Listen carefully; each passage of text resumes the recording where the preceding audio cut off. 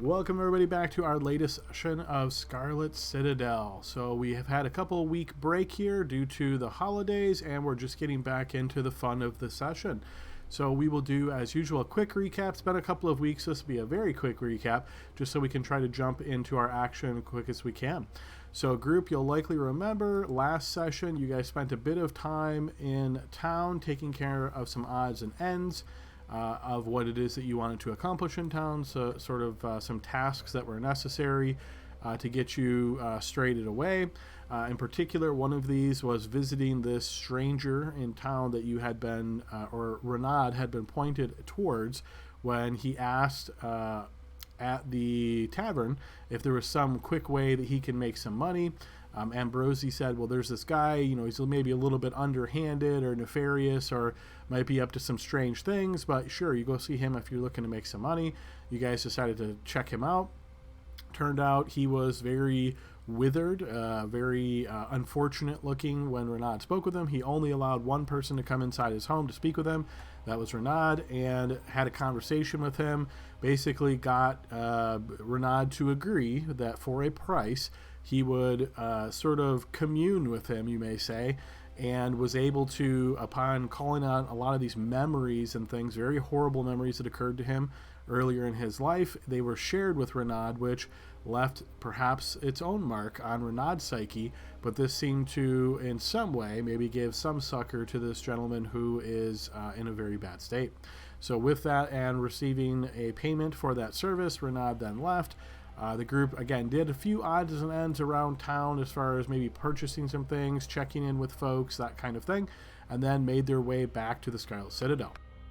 Once arriving back into the Scarlet Citadel, the group did swing back by Scar's room to see if he was out of the room this time, as they had been doing that frequently to see if they could get back in there, as they knew that there was still some treasure inside.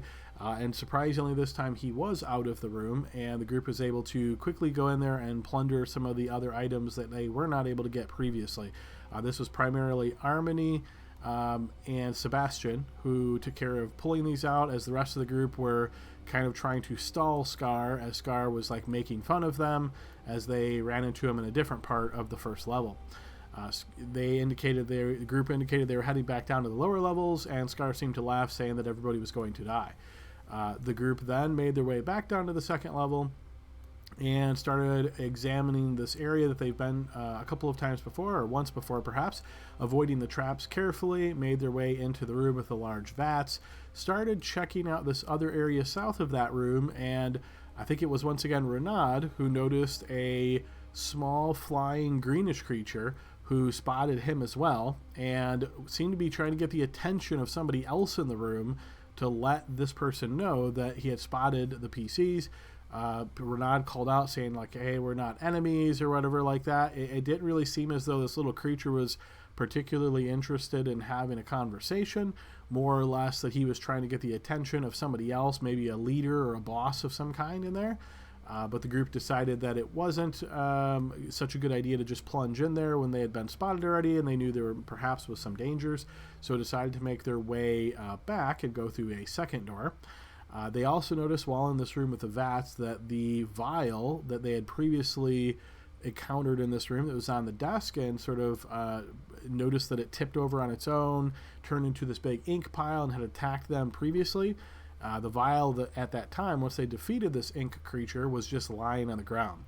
When they returned in this room, the vial was once again on the desk, seemingly full of ink as before. So the group very carefully avoided the desk, with Grask telling them don't touch anything on the desk to avoid any angering or causing that creature to perhaps once again attack the party. Group passed through a doorway then, found themselves in a hallway, and spotted as they made their way up some stairs that there was a room that was quite had some, you might say, greenish, maybe acidic looking material or substance on the ground. It's a very odd looking room that has these large tanks in it that seem to be containing this greenish liquid, and there is a desk in the northwest corner here right up against one of the vats that looks as though its front legs have been dissolving in this acid, as the back legs are much longer than the front legs, which are currently exposed to the acid. The group sort of examined this quickly and was then going to make a plan of how to proceed. Group, is there anything I missed here? I know that was a very quick recap. Anything I missed? Anybody like to add? We just that I don't know. I don't think you mentioned, but Hugo got his shadow back from the priest. Yes, good addition. Go ahead and give yourself inspiration for that, Hugo. So the group did, well, back in town, made their way to both the church, where the church priest said they could attempt to help both of the team members. And the group was able to pay a cost, which was fairly significant cost, for the priest to try this twice. And it did work on Hugo, but did not work on Grass. Grass then tried to get his money back, but the priestess explained what she said she would attempt to do this with no guarantee. Group also tried visiting, upon Armony's recommendation, the Temple of Eric outside of the village of Red Tower, and see if the individuals out there that are a different species to most of the people in the village of Red Tower could help, but they explained that purging of this kind of a condition is something more in line with holy magic rather than their nature magic, and said that maybe somebody at the church could help. So yeah, good addition. Anybody else want to add anything?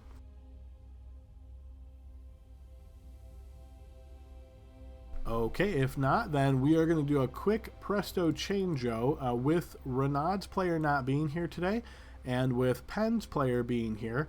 As the group is not in any major danger at this point, it has quick, easy access back up to the first floor. We are going to assume that Renaud has decided to make his way back to the village of Red Tower to perhaps get a little bit of a rest in or take care of some personal business, and Penn has made his way down to join the group as where they are currently at. So I will remove Renaud, add Penn, and then bring the team over to the map.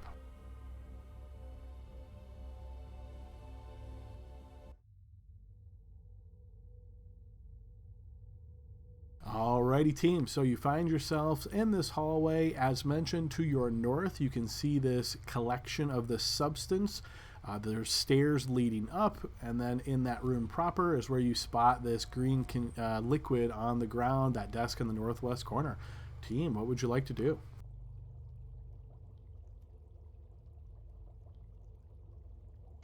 All right, so I think we're gonna try to tie a rope to the desk, right? Drag it over. With the mage hand tying the rope. Yep, something like that. I think it'd be better than wadding through that acrid looking poison.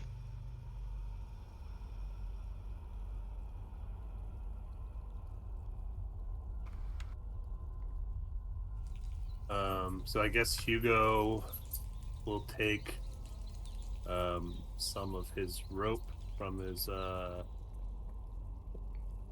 bag, and let me just make sure I have rope. Sure, yep, and I posted that description back in chat. You guys have seen this once before, but just to bring it right to the surface of your memory, that is what you see in this room to your north. Okay, so Hugo will take his hempen rope and with his telekinetic mage hand, he will sort of bring it along towards one of the shorter legs of the desk and try to tie it to it so that they can just pull the desk towards them. Okay, so trying to use Mage Hand to make a tie. Do you have the sleight of hand proficiency, Hugo? Yeah, I actually do. Perfect. Go ahead and give me a blind check, please, as you attempt to do this.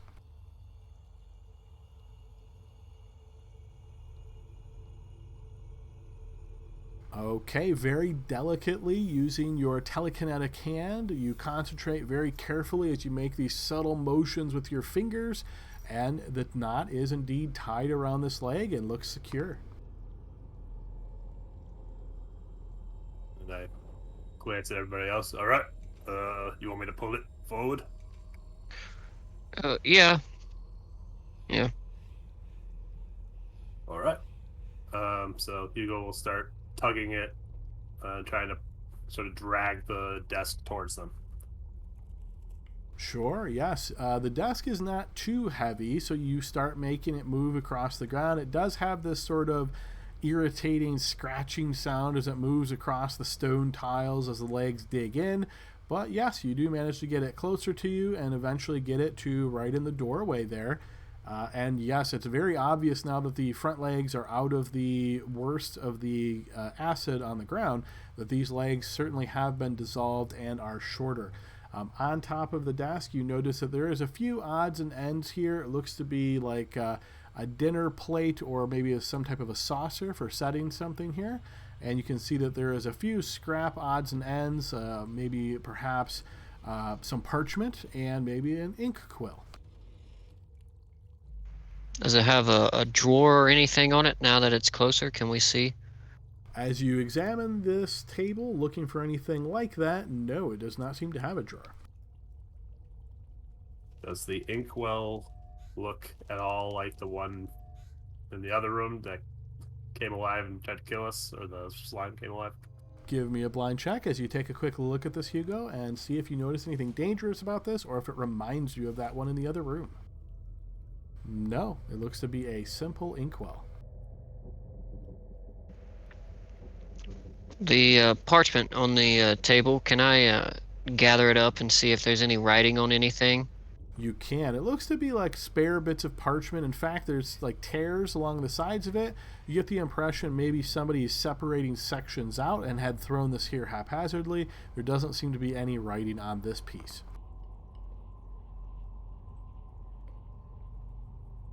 And just for my knowledge, is it like this way or is it like this way, how we pulled the table?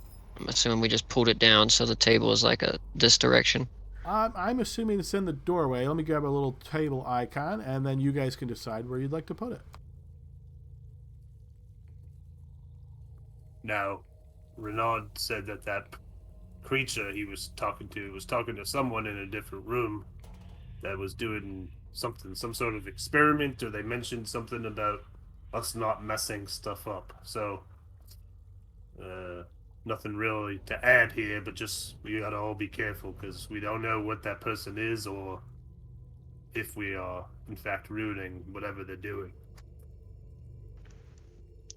Yeah, but can't you see that this room is a little bigger? I understand we gotta be careful, but it looks like there might be something tucked around the corner. Maybe there's more. I mean, this is an accident, right? I mean, this vat full of this liquid spilled into this room. It doesn't look like, I don't see any bones or corpses, so maybe no one was in here, but that if this is what they're working on, should we allow them to continue? Yeah, I don't know.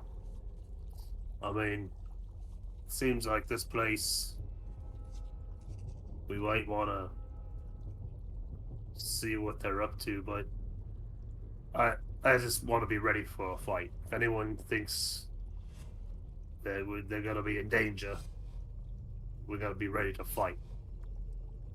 This room itself doesn't look that bad. It doesn't look like we've messed anything up here, but just going forward. Yeah, I agree. Is there any reason why we should investigate this room further, or should we just keep going? How do you propose to get in there?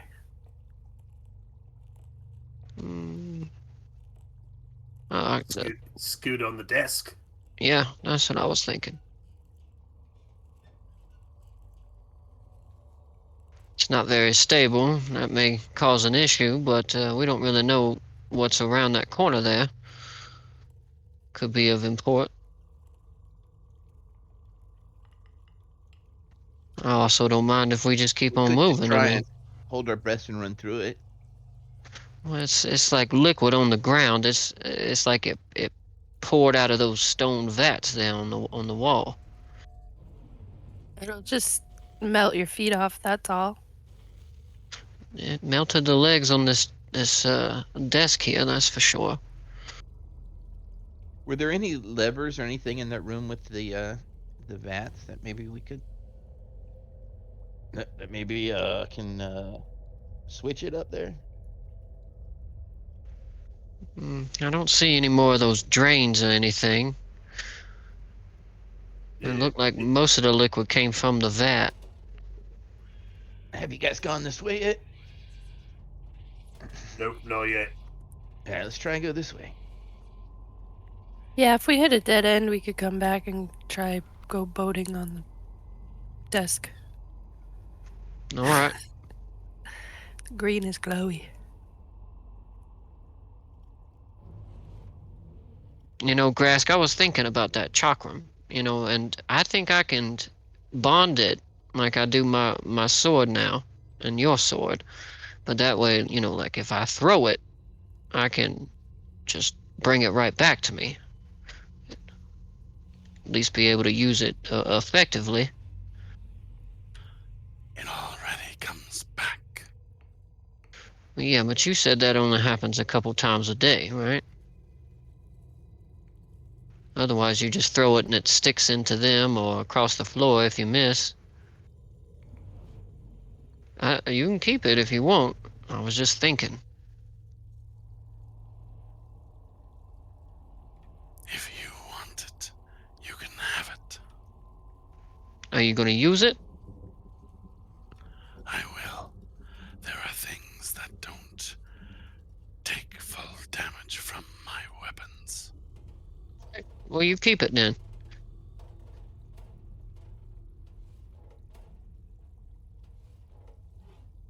I'm not going first. Last time I did that, Corin died.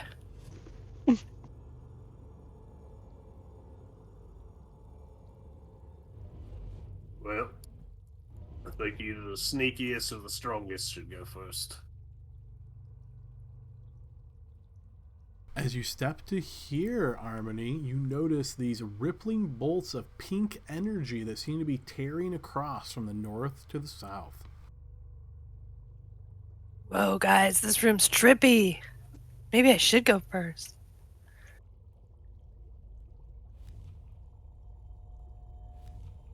Wait, where are these things? Like here or Oh, up these Here? stairs. up the Are those stairs? stairs going up? They are, yes.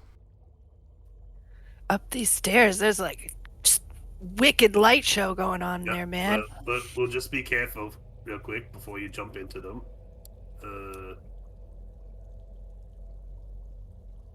You never know.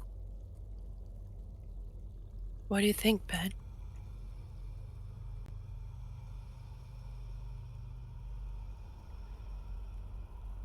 I don't know. Do they look like they're moving around? Like, is it a clear shot to that desk? They do look like they're moving from the north to the south. They don't look like they vary much from what you see there on screen. All right, I'm gonna go check out the chest or the desk. You guys drag me back in case something happens. All right, I'm gonna go right here, and then I'm gonna look for like traps or anything. Harmony, you might want to pull back a little bit. All right, go ahead and give me a blind check here, Pen, as you start looking for traps, and I'll give you a quick description of the room now that you're close enough in. This chamber could be a typical sage's study or office if not for the rippling bolts of pink energy tearing across it from wall to wall. The bolts resemble lightning, and your hair stands on end here as if the air is statically charged. Despite the appearance of tremendous power, the unearthly display makes no sound and seems to create no other disturbance in the surrounding air. Occasionally, however, you glimpse something almost like a recognizable scene flashing past your eyes, but it's gone too quickly for you to even be sure it happened, let alone to identify what it was. As you look in this area for any kind of traps on the ground or on the walls, Pen, you do not find any. Ben, your hair is standing up. Yeah, that happens sometimes. All right, I'm gonna check out the desk. All right, you examine this desk here. You can see that there is a chair in front of it, and somewhat similar to the other one, there is some parchment on it, an ink well, and a quill that is sitting here looking like it's ready for somebody to write. There doesn't seem to be any writing on the parchment. It looks like it's more or less here in preparation. Does that inkwell look like the same one from the other room? It looks like the same one from the room with the vats. All right. gonna grab it and throw it into the lightning. Sure, yeah. You notice that it kind of hits into this area, doesn't seem to affect or have any kind of connection, or you don't notice any kind of impact whatsoever. It just shatters on the ground and makes an ink spill on the west side of the room.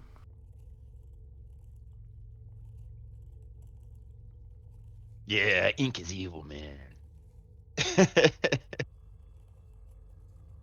I'll never write again. All right. Any secret compartments or anything I can find, or is it just You can certainly spend some time searching for those if you like. If you'd like to spend a minute or so, give me another blind check.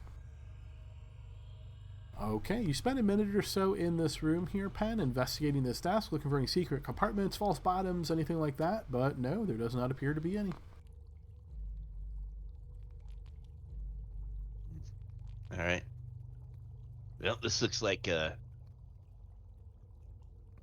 not going this way.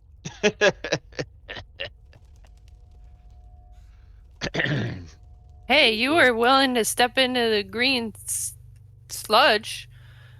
Let's see what the pink lightning does. Is it just me, or does it just look like a bunch of failed experiments in here?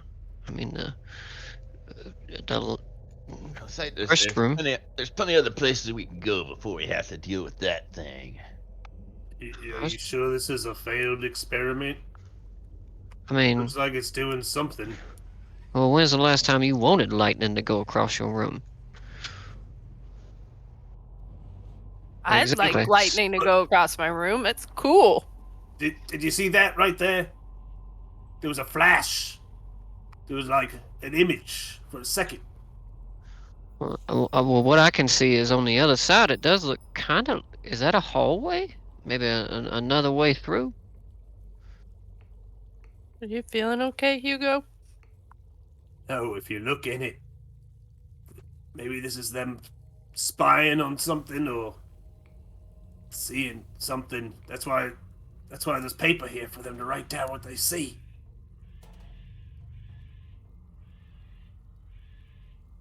I don't know how they see it when it goes so fast, though.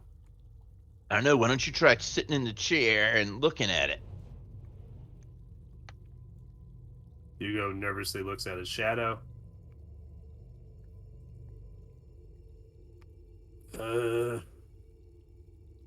All right.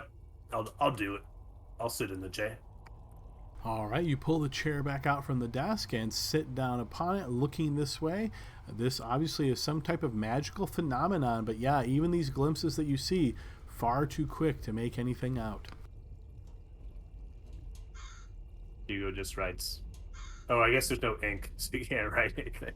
There might be a little bit still on the quill at the end. You couldn't write a novel, but you could probably get a few words out if you wanted to. He just writes hello? Question mark. And expecting some kind of Harry Potter response in the book, but he does not get one. Saw that in a play once. Can anybody do any kind of like teleporting or anything?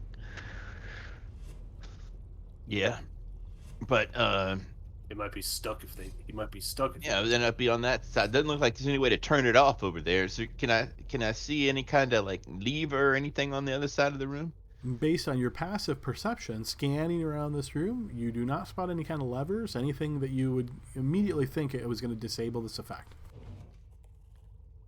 You know, it didn't like interact with the ink. Like maybe it wouldn't hurt us. Maybe if we touched it, we would just be able to see the vision. Ladies first. No, I'm just kidding. Please don't walk in that.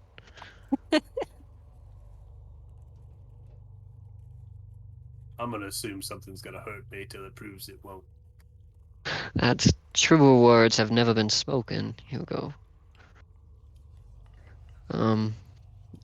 Adam, if I take a second to like look at the walls, does it look like there's like maybe like slats or something where it's being fed from outside of the room, or does this look like a contained effect within the room?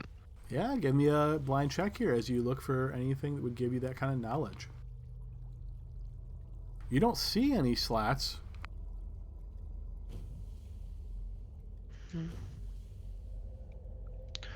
Is there anything on the desk like broken bottles or flask or anything like other than the tossed inkwell? Does it look like anything maybe spilled off the desk or something?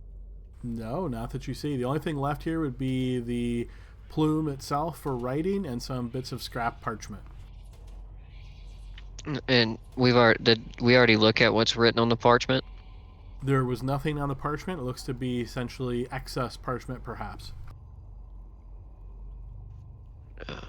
Hey, somebody want to throw the chair, maybe, into the. I mean, the inkwell is one thing. Just doesn't have a lot of mass. Pin probably chucked it pretty fast, but let's throw the chair. That's organic material with the wood. If it hurts the chair, it would hurt us.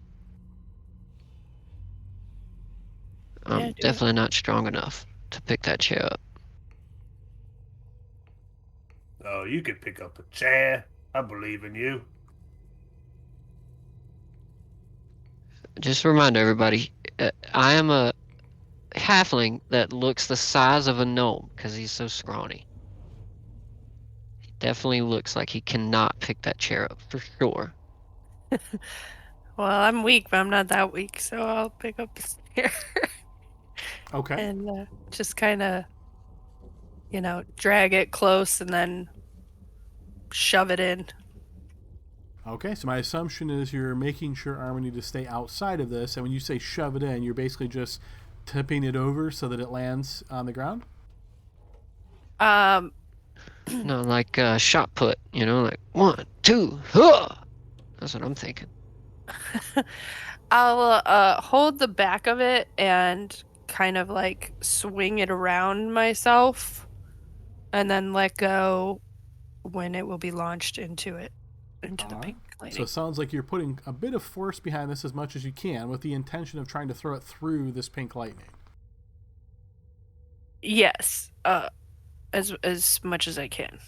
Okay. As it moves through the pink lightning and hits on the other side, it does make quite a bit of a racket at this point as it kind of smashes into the ground. You can see the chair moves a couple of times as it smacks, and just the force of the momentum, it rings out quite loudly. No impact here from the pink lightning whatsoever, but those of you close by, mainly you, Penn, you will notice the door that is on the other side starts to open. Oh, guys, get ready. Something heard that.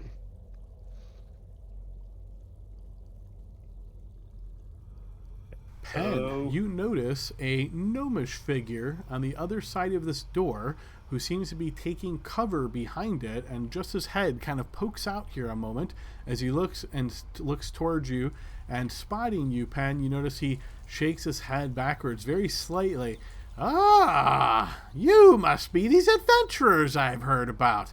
Welcome to the second floor.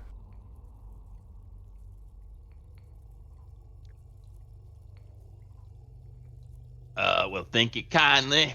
What's up with this pink lightning? Oh, that's my field of study, in fact. You could always try to come through it, see what happens.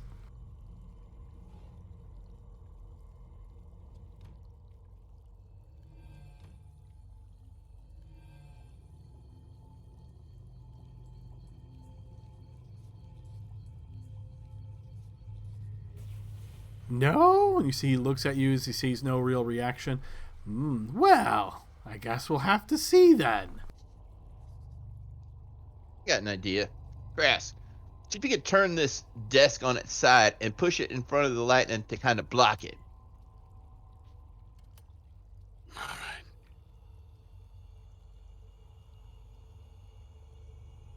I don't necessarily want to get close to the lightning, so I think I'd probably try and throw it. All right, so as you No, make just your... dump it on the side and just kind of shove it a little bit in there. As you make your way over to this area with that intent, Grass, so you put hands to the desk and get ready to start moving it, we are going to enter initiative order. All right, so Elliot, during this time, what is it that you would like to be doing? Well, Elliot has his crossbow drawn. He likes his position in here, so he's just gonna stand here with his crossbow pointed towards this hallway, and oops, got the wrong token.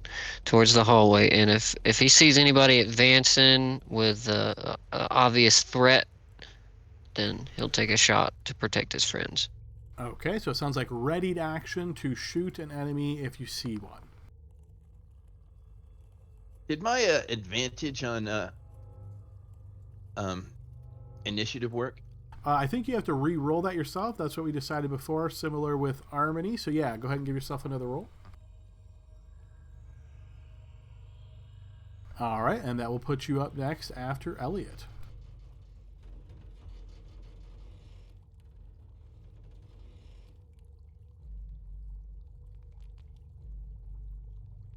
So, what would you like to do, Pat?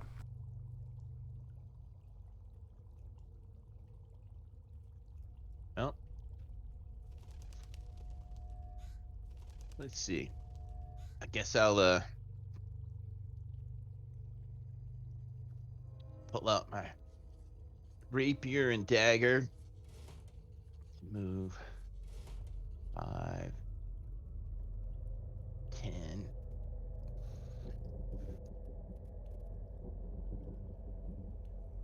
And then I will Misty Step.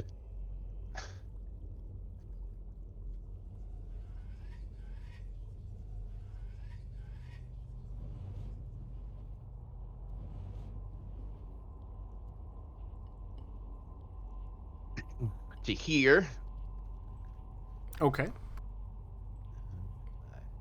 10, 15, 20, 25, 30. Oh, where'd the little midget go? All right. That's the end of my turn then. So I don't see anybody over here. You know what? I'm going to take the dash action. Okay.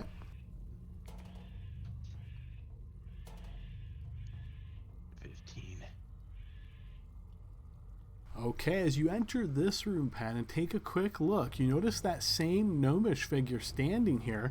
You can see there's this very elaborate circle drawn on the ground of these stone blocks.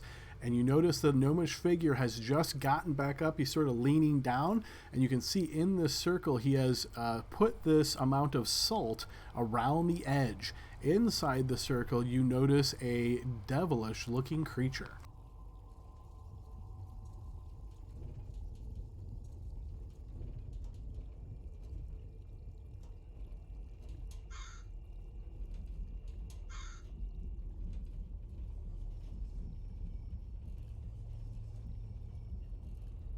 Boy, that's a fast little sucker. He went right from here all the way over there and doing a thing before we even got a chance to move. All right, let's see. Let's see. I think I have 5 feet left, so I am going to go back here and hope he hasn't seen me. Sure, yeah, but without stealth, you're pretty sure he does know you're there.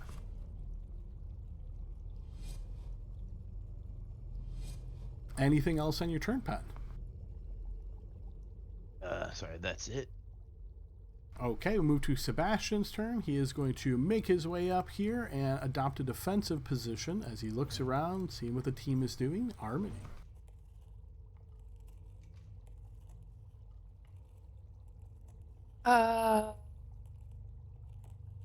Where did Penn go? And why didn't we ask that guy about his research?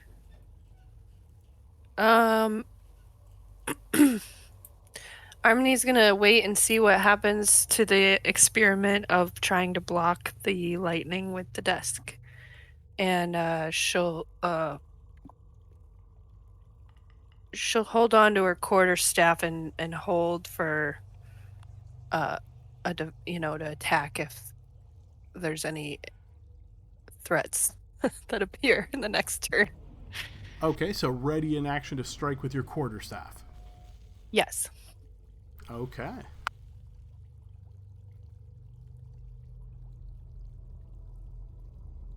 Okay, from the other room, Pen, you hear the little gnomish guy say, remember our deal! Go get him!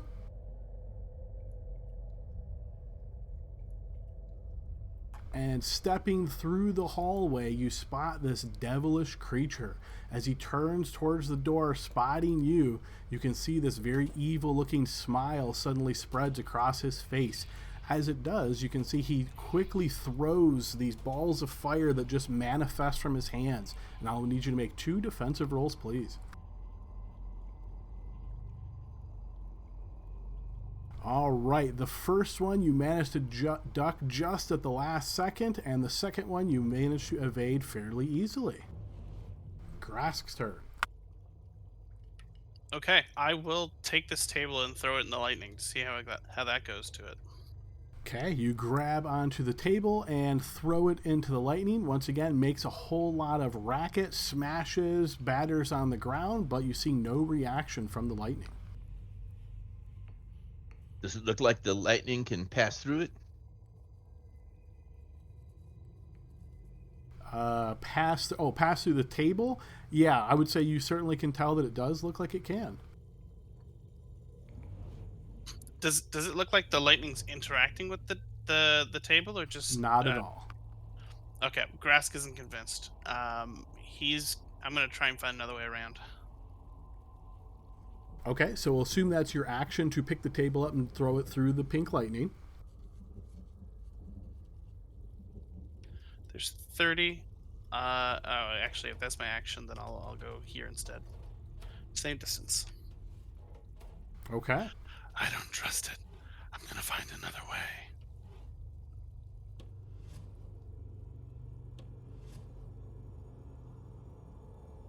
All right, Pen, you notice the little gnomish figure comes out and looks towards you with a smile on his face, but he almost looks shocked and bewildered at the same time, spotting you here. But you notice he quickly recovers as he waves his hand, casting a spell towards you.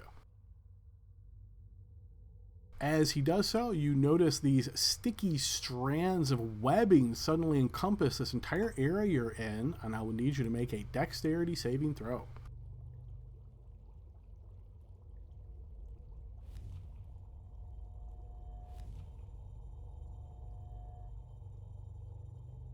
All right, so as the web layers on in this area, you manage to evade the worst of it, but find this entire area covered in webs.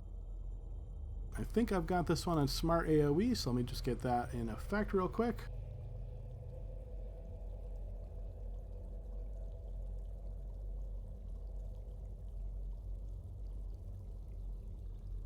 Okay, so this is the area that is currently covered by webbing.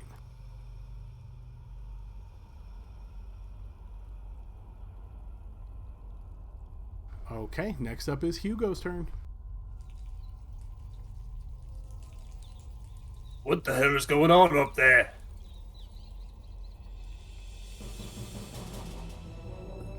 There must be some way to turn this thing off. I'm gonna run this way.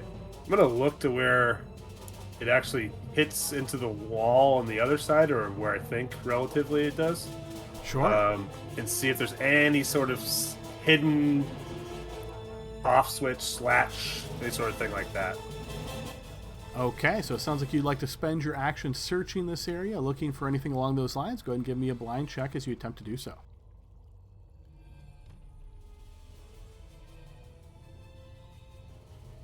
No, you don't see anything here. There's no kind of indication at all, Hugo, that the lightning is making any impact on this side. You see no switches, nothing of the like. Okay. I'm going to go to use the last of my movement to go down to here. And then I'm going to say, look over to Grask and go, should we go down this way and see if there's a way around? There's no way to the north. I had to go scroll to the compass. I'm sorry, can you repeat that? I had to scroll to the compass. This floor is just normal, though. Yes. Okay, top of the next round, we move to Elliot. All right, Elliot is going to move across over to this side here and I want to use my action atom to see if I can find any kind of secret lever, or maybe there's a stone on the wall to press or anything like that. Sure, yeah, go ahead and give me a blind check as you spend your 6-second turn here looking for anything along the wall that would give you any kind of impression of that. No, you find nothing that would give you any kind of indication that there's a lever or any switch off. Alright, it's my turn for now. Okay, next up we move to Pen. So Pen, you are not restrained by this webbing because you succeeded on the save, but everything that is marked by that indicator is difficult terrain. Your So turn, that's what would you like to do? 10, right? Yes. Then 15, Yep. 20, 25, 30. I am going to hex his strength. Okay, so you cast a bonus action, Hex. And attack him with my rapier.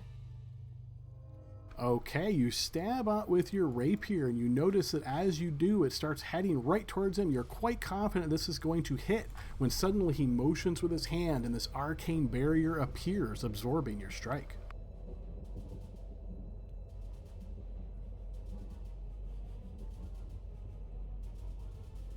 All right. So that's all I can do. But I'm between the demon thing and him, right? You are, yes. Right. Okay, move to Sebastian's turn. Yeah, you notice he steps into the room, looks at this, seems very confused as far as what the team's trying to accomplish here, as no one's really saying anything, so he is going to make his way back down and head over here looking towards Hugo. As he looks towards you, Hugo, he says, what are we doing? How are we going to go? Harmony, your turn. Nothing came within club whacking range. Harmony shouts to Elliot, what can you see from there? Same thing I saw from the other side, really. So there's no sign of Pen. I mean, he went down the hallway. There's definitely some sounds of something.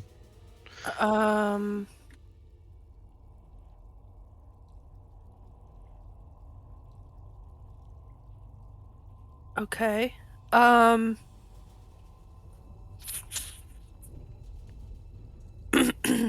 Sorry, I should have read this ahead of time.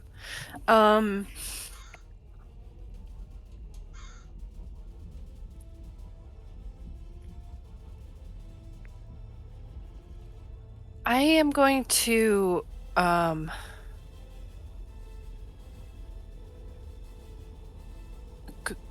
do sorry, I have to, there we go. Wild shape. Okay. And I will wild shape into Giant spider. No whisper helping there, Pen. I wish I had heard it. I'm sorry, I'm just double checking my list.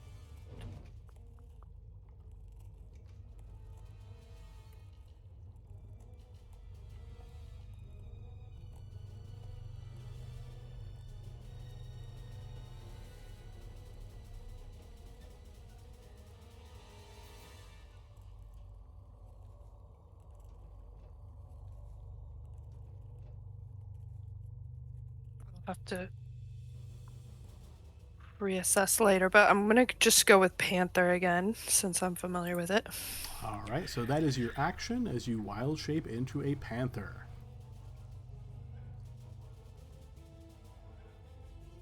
So let me put you on the GM layer. Panther in your space. You should be able to move the panther, correct? I think I may have moved. I can't see anything. yet. Yes, and that's because I don't believe panthers have the ability to see in the dark. Nobody has any lights? Come on, guys. Somebody had to have lit up their something or another. I'm pretty sure I have a torch. I'm pretty sure I'm making light if I move my token here. Elliot, how are you seeing? I have the light spell, I believe, on my shield. That's why I can see. Yeah, I'm pretty sure I'm holding the torch. Okay, so my bad. The panther did not have vision turned on, so I just turned that on. So now can you see Harmony? Yeah. Perfect. There we go. Thanks. And then I'm going to move.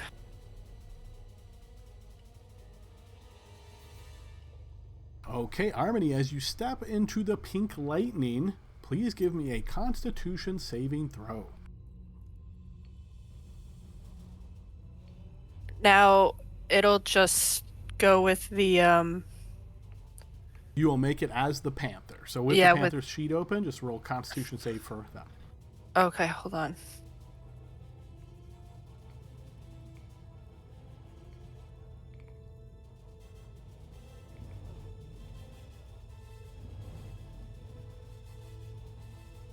It takes a while to load up.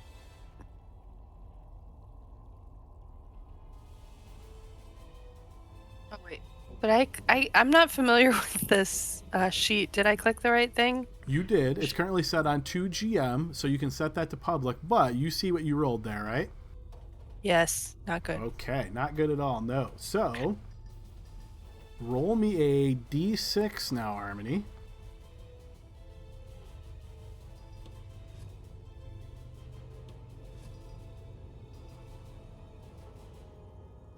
Okay, so as you step through this pinkish lightning and push into the other side in your panther form, you feel this effect upon you dramatically alters your mind, your body, everything about you based on your role here.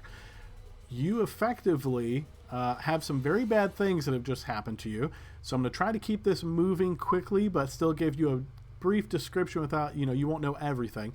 But essentially, your mind is completely wiped, Army. All of your spells, everything that you've learned over the course of your adventuring career, the ability to wild shape, for example, completely wiped from your mind. So as you appear on the other side, you would have a difficult time maintaining concentration on this, and essentially this ability no longer exists for you, so you quickly turn back into your normal form. Elliot, what I would say is as you look towards this occurring, you notice this strange impact occur, this strange effect. As Harmony steps on the other side, she has this very bewildering look on her face at this point. It looks as though she is quite confused. Hard to say exactly what it is that she is experiencing just looking at the reaction on her face. So, Harmony, from a high level, you can pretty much think of your character sheet as no longer mattering. So you are in a very hampered state at the moment. Let me know what you'd like to do, and we'll try to adjust as best we can.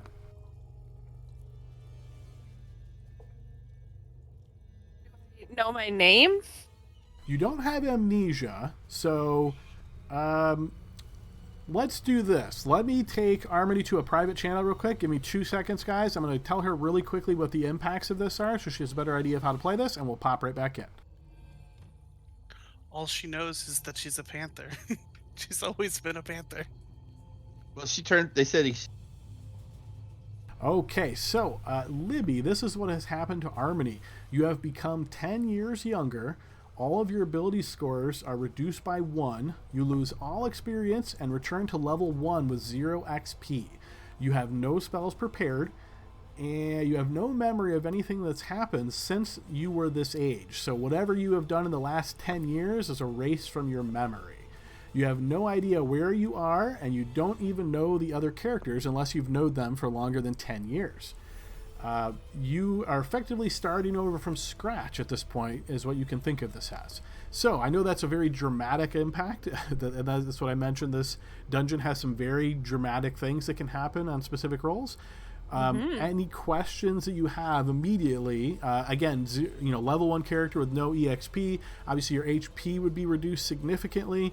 I would say, getting into combat at this point is going to be very dangerous to you, but if you choose to do it, we'll kind of ad hoc it. But other than that, any specific questions?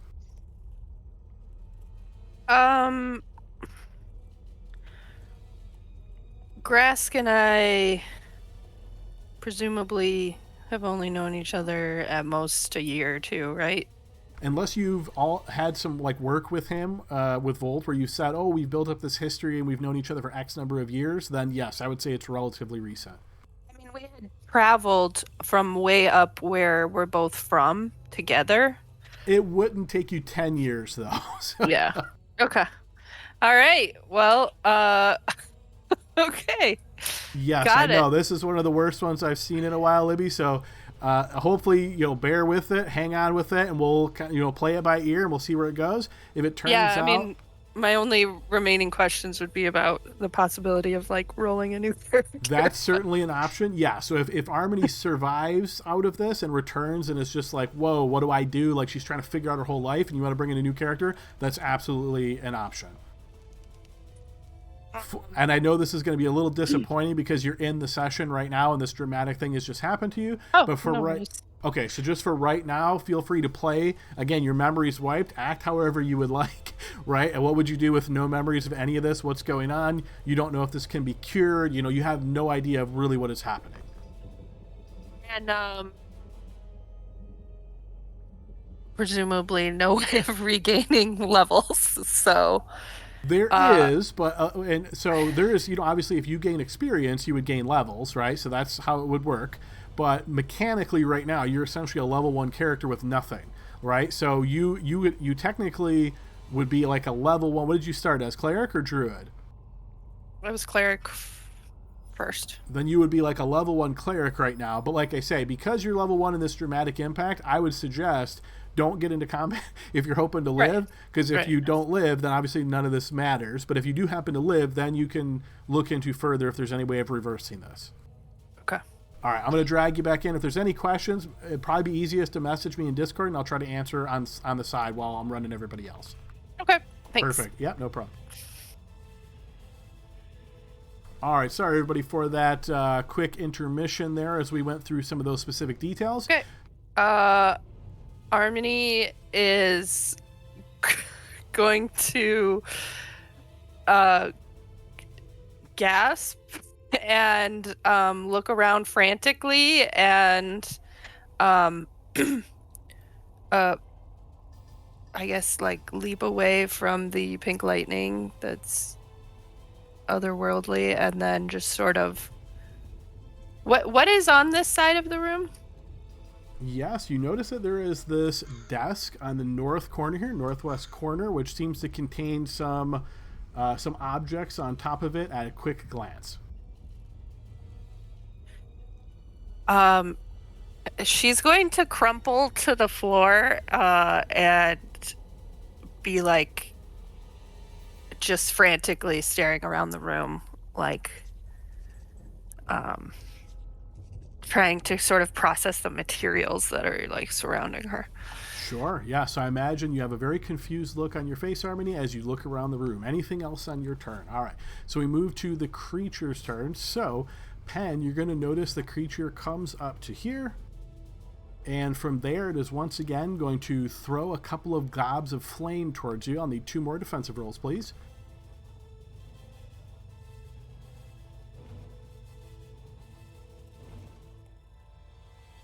Do we still have Pen? All right, there we go. So the first one you do manage to evade. However, the second one catches you smack in the chest. And you will suffer... Whoop, that's set to GM. Turn that back to public. All right, you will suffer 5 points of fire damage as that glob of fire smacks into you. Grask, your turn. Okay. He's heard ahead that there doesn't seem to be a way, but he doesn't want to deal with the lightning. So I'll come here and then say, I guess we keep moving. that's 30 total. I'll dash. There may be a way. To your west here, Grask, you notice a storeroom, various barrels and crates. You also notice this narrow tunnel that you're spotting here increases in elevation very quickly. So think of this as a huge slope going up. Oh, so actually, this probably does not lead where I want to go. Hard to say. Don't love this. Okay. Okay, back at the top, we move to this guy's turn. So as he stands in front of you, Pen, you're going to notice he is going to, once again, cast another spell. And as he does, you see he vanishes before your eyes.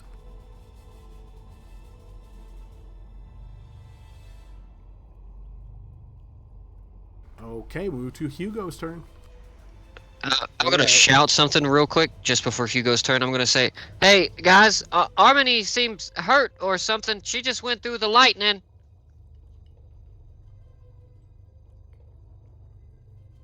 I guess we can't go through it then. All right. Let's go, Sebastian.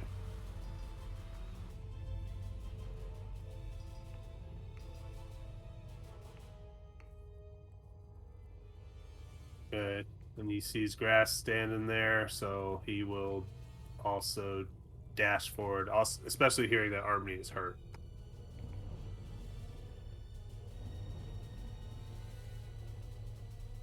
He's got 10 more feet.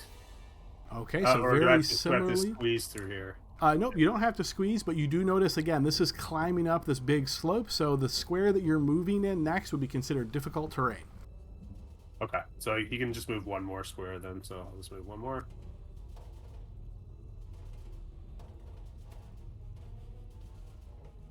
Okay, that's pretty much as he can do. No bonus action. Okay, top of the round, Elliot. All right, I'm going to try to move to here, and I'm gonna shout to Harmony. I'm gonna say, Harmony, hello, hey, if you're not hurt, come back, and we'll retreat. And I'm gonna put my crossbow up towards this way and just kind of be on guard and hold an attack if I see a hostile. How do you know my name? I came with you. Come on. All right, Pen's turn.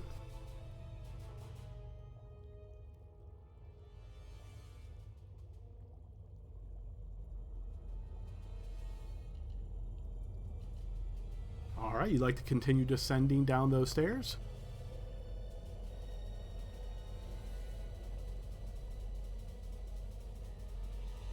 Pen, if you're talking, I can't hear you. Oh, sorry. Yeah, I guess that guy didn't take an opportunity attack, right? You saw him cast a spell, and then he was no longer in your line of sight. You're not sure if he's there. Okay, yeah, so I'll just run through here and I can continue down. All right, I'm going to put you on another map as you descend these stairs.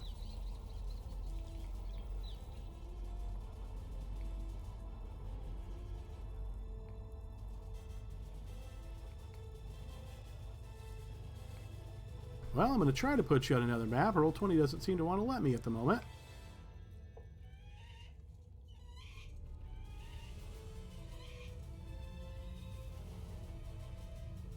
There we go. I think it worked after the third try.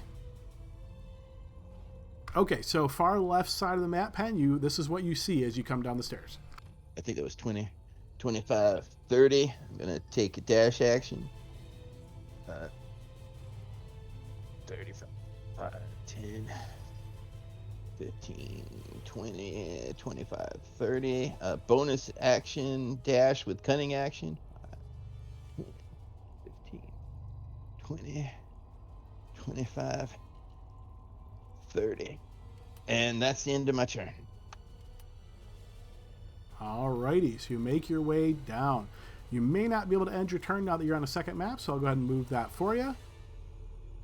Okay, back up on the second level.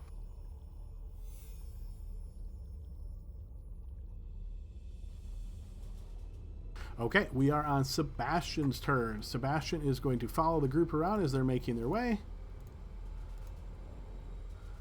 and he will get to there and hold up. Harmony, your turn. He is curled up in a ball on the ground, rocking back and forth.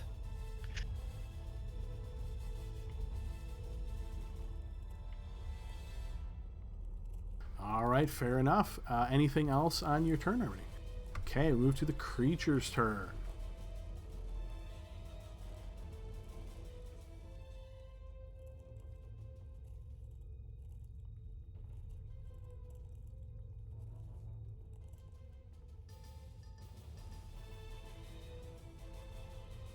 And bear with me, guys, as we're just juggling through a couple of maps here.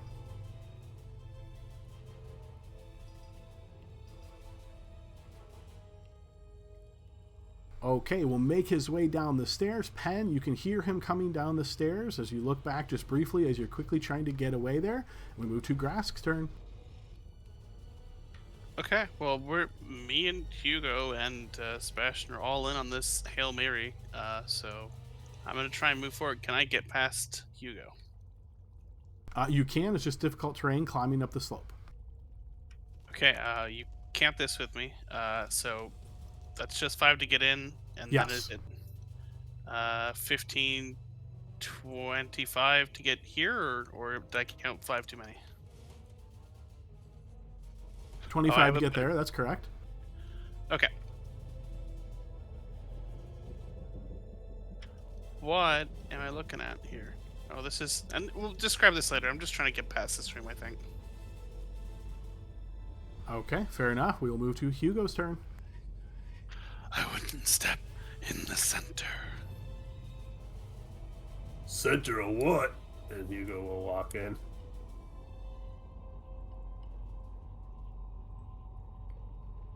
I'm assuming that's the salt encased circle. So as you get here and quickly looking, keeping in mind this is all happening within 6 seconds, Hugo, you can see that there is this sigil or circle written on the ground. There is a small section of it at the front that has salt that clears about a 5-foot area of the circle. So Hugo's definitely curious about this, but he knows Harmony's in trouble, so he just like glances at it, sort of shocked as he runs past.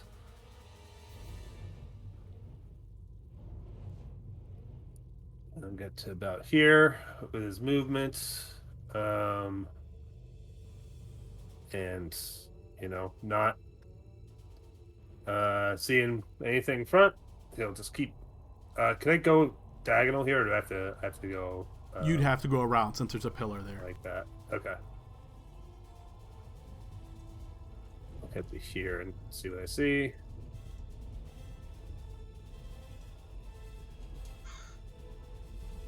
All right, as you get to there, you notice northeast of you here, Hugo, this entire area is covered in sticky webs. I'm sorry, northeast of you. I think I said northwest. Northeast of you, you see this area. Okay, sweet. Cool. That's the end of Hugo's turn. As he looks back towards Grask and he's like, "It looks clear. There's webs and stuff up here, but I don't see anybody yet. Come on." Adam, can I way back and say that I dashed on my turn? I really don't know why I just moved and did nothing else. Yeah, sure. Normally I would say no, but since you declared it really quickly, sure. All right, there's 30. All right, so Harmony was out of initiative slightly, I think, because of her Panther or the disadvantage on initiative check. So she's already taken her turn this round. Move to the top of the next with Elliot. All right. I don't know where Pin is. I can't see into there. I see Grask and Hugo have moved to try to find an alternate route, but I can't just leave Harmony chilling. Let's see. I believe I've got a rope. I do. I've got a 10-foot rope. So, can I try to sling the rope towards Harmony, Adam? Like this direction, I guess. Is this just trying to get a length of rope out to her, or are you trying to lasso her? I don't think I can lasso her. I would need to tie 2 pieces of rope together. So let me do that for my action this turn, if possible. Can I tie 2 pieces of rope? Because I got 2 10-foot ropes. Can I tie them together? So you're going to drop your crossbow as a free action and then grab some rope out of your pack and tie them together? Yeah. I'll just drop it at my feet for now. Yep, that'll work. Cool. That'll end my turn. And I'll try to lasso her on the next turn. All right, so then we move back down to level 3 with Pen's turn. All right, I keep going. 5, 10, 15, 20, 25, 30, 35, 30, and then dash action. 5, 10. Next map. All right, so you're climbing up this stair, trying to move fairly quickly. As you're attempting to do this, moving up very quickly, you notice that many of these stairs are missing or haphazard. There's gaps in them. I'll need you to make a dexterity saving throw. All right, you fail that dexterity saving throw. Your foot gets caught in one of these, and your turn ends there as you are stuck in the rock. Back up to level 2. All right, Sebastian continues trying to make his way through.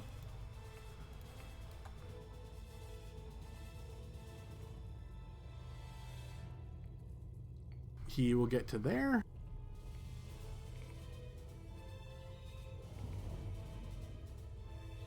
Back to level 3.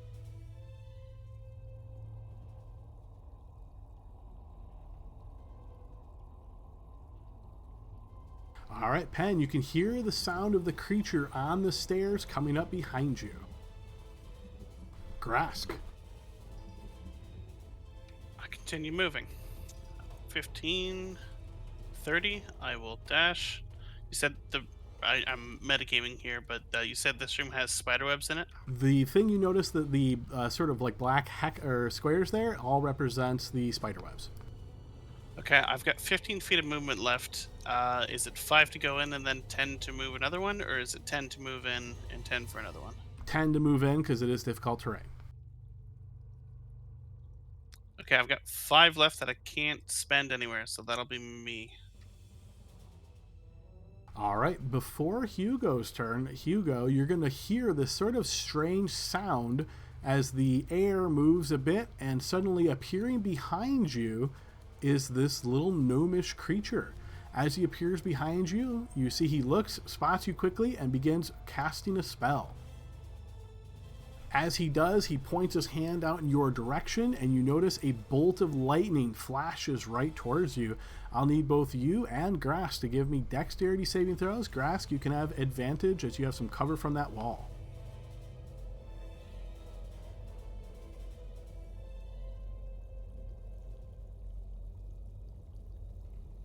Okay, you're both going to fail this save, suffering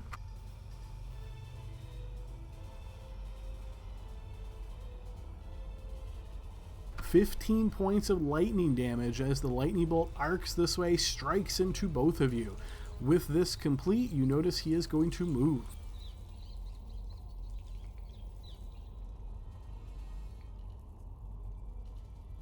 Okay, back to Armony's turn. Oh wait, isn't it Hugo's turn? Oh, I'm sorry, you're right, because we were dealing with an invisible guy there, or a guy not in the turn order at least, so yes, it is your turn, Hugo.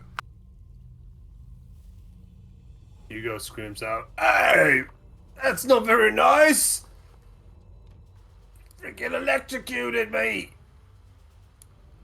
And he's going to run out of here.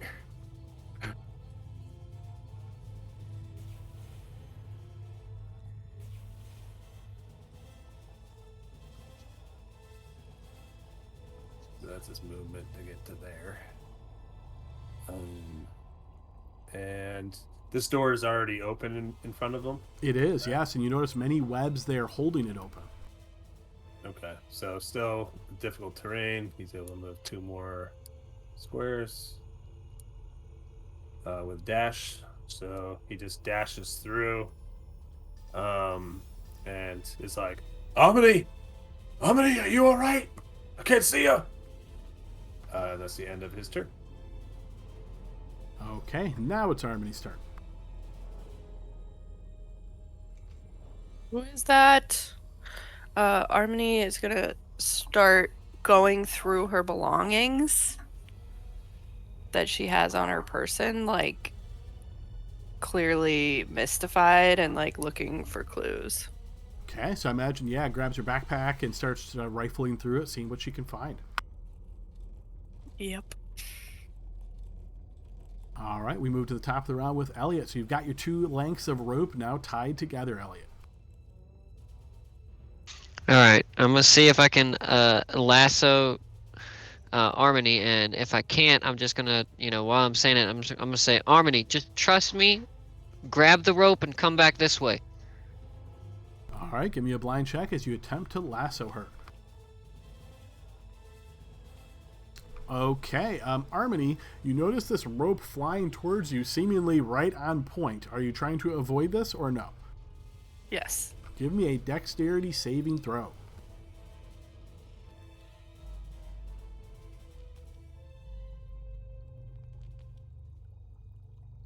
You try to avoid it, but the lassoed rope lands around you expertly as Elliot has it in his hands and has perfectly targeted you. I'm not gonna pull, I'm just gonna say, just trust me, I've got you. Come back this way. Help! Somebody help me! All right, back down below on the 3rd level. So, Pen, you're making your way up this circular staircase. Your foot had gotten caught, which made you prone. You can hear the sound of the creature behind you. You start your turn prone. What would you like to do? All right, so how much does it take to get up? Half your movement. All right, 15. All right. Yeah, I'm going to get up. So that's 5, 10. No, I'm going to keep going this way then. Wait. Okay, so you're continuing to make your way up the spiral staircase, right? Yep. Okay, so again, as you're moving very quickly up this staircase, go ahead and give me a dexterity saving throw. So do I roll a dex or a blind check? You can make a dexterity check publicly. All right, yeah, so you manage to evade these gaps and holes and nooks and crannies in the ground as you are quickly making your way up the stairs. So counting movement here, so 5, 10, and just bear with me as I'm moving to the other maps. And my assumption here, Pen, is you're just trying to go up as high as you can, right? Yep, so that would be 60 feet on top of the 15. So 1 dash action and then 1 dash bonus action. Okay, so that's 15 and then action dash 30 and then 30, so 75 total, essentially? Yep. Okay, perfect. All right, so I'm going to just count this out real quick.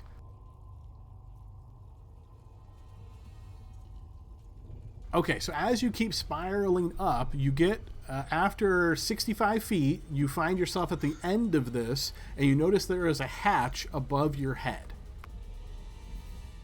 All right. Can I open it and go out?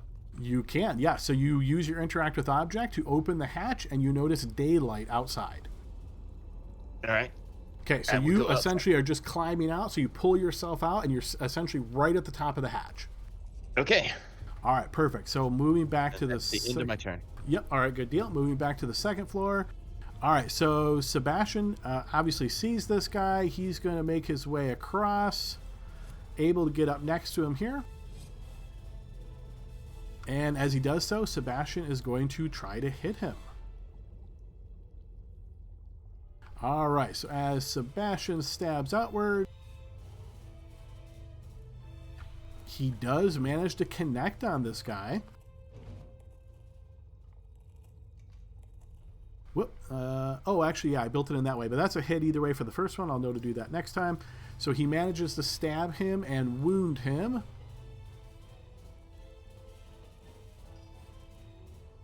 He fails his concentration check, which makes all the webs go away.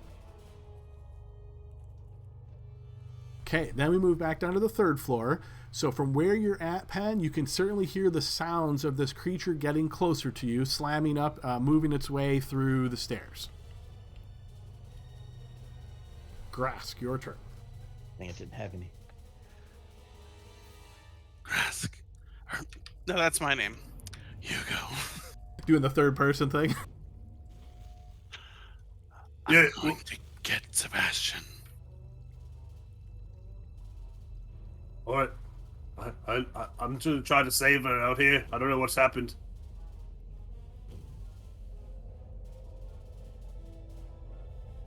There's 10. My torchlight doesn't let me see too far, so I'm going to move here. That's another 10. So another 10. I'll dash to go do and do. All right, back to this guy's turn.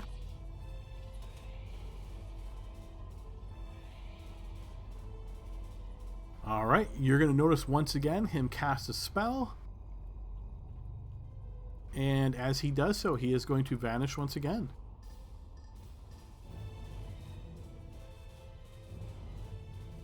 Okay, Hugo's turn. Okay. Hugo will run in. Here. And see Harmony on the ground, but it doesn't look like she's like terribly injured, right? She's just laying there. She's currently lassoed with a rope connected to her, leading through the pink lightning held in the hands of Elliot. So he looks around, looks at both of them sort of confusedly. He's like, "What's happened?" Well, can you get around? Tell me how. Yeah, I'll run yeah. around. Down the hallways, there's a little passageway through the storeroom. Okay. What's going on? She's gone bonkers, man. I don't know. Just And he'll terrified look and trying to get the rope off.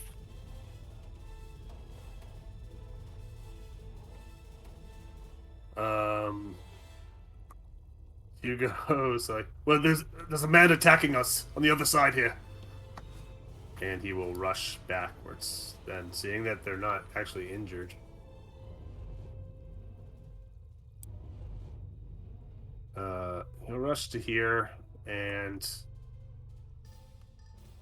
I guess down to here with his movement. And as his bonus action, he will second wind. Okay.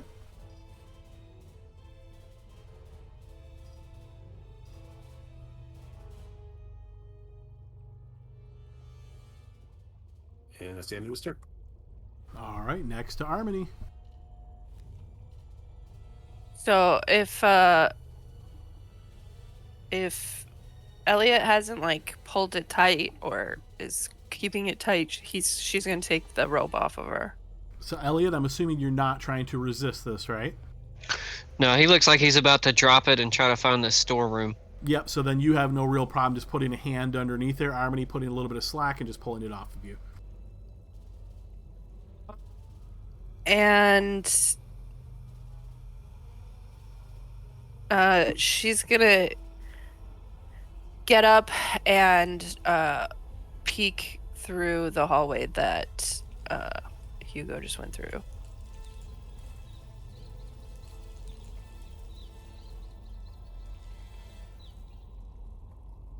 But she's still scared, so she's not going to go anywhere. All right, as you get to this point, Harmony, you notice on this table all these strange contraptions and devices. None of them really make a lot of sense to you. It's almost like you're looking at a bunch of scientific gobbledygook here. Elliot, your turn. All right. Can I drop the rope and then pick up the crossbow as like a drop and then interact with object? You can, yes.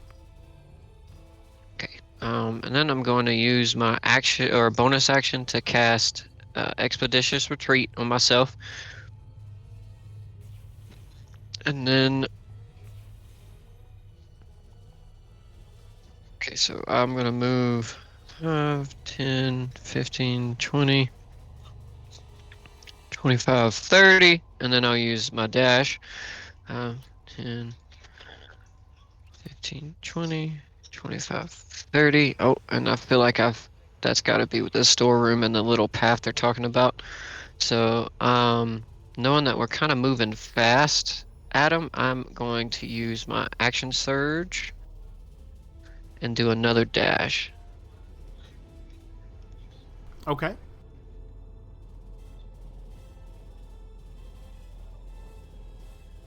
Not sure how you managed to get into the wall there. I'm going to put you back down. Okay, so we move to Sebastian's turn. You notice him looking around.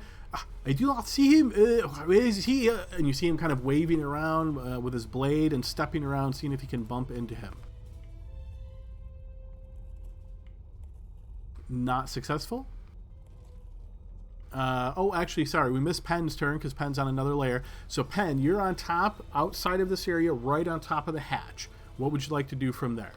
All right. Does it look like any way I could secure the hatch? You could certainly lower it, yeah. All right. I will lower the hatch. Okay, And yeah. then, you've lowered it. am I like outside of the Citadel now? You don't see the Citadel, which is very odd based on where you came from, but you are out in nature. So you're in think of this as a lightly forested area. It's kind of hilly here, so it's rolling hills with trees. All right. I'm going to go behind a tree and hide. Okay, fair enough. Go ahead and throw me a blind check as you close the hatch and then try to make yourself undetectable. And just make sure you got your token selected for that. And hopefully you being on another layer won't affect that. Okay, good deal. All right, so that was Sebastian's turn, and then we move to the creature's turn. You're hiding behind a tree. You don't see anything of this, Pen, of what is occurring. And we move to Grask's turn.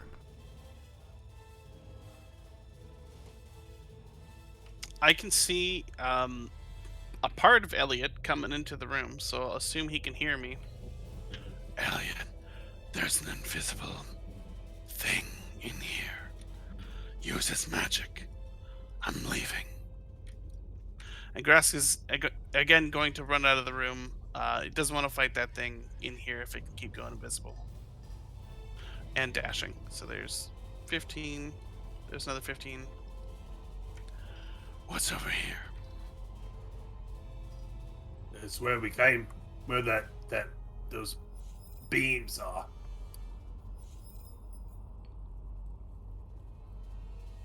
All right. Before Hugo's turn, Elliot, you notice as though this creature just appears out of nowhere, a small gnome right in front of you.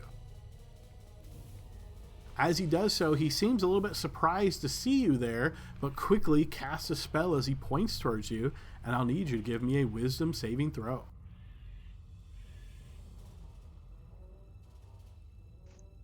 Is it any kind of necrotic magic by chance? Because if so, I would have advantage.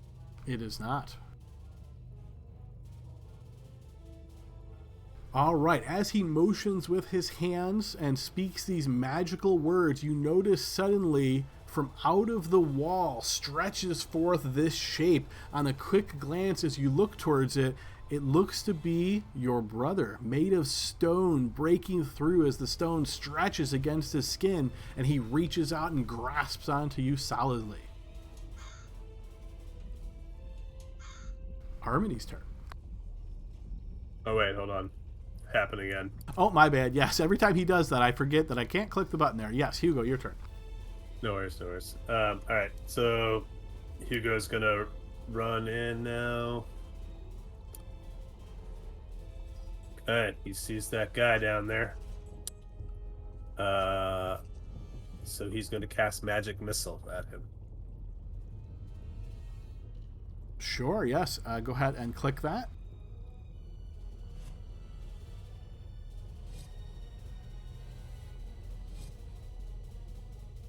All right, as you conjure up these missiles and fly them towards him, you notice very quickly he motions with his hands and this arcane barrier absorbs your magic missiles, not hurting him at all.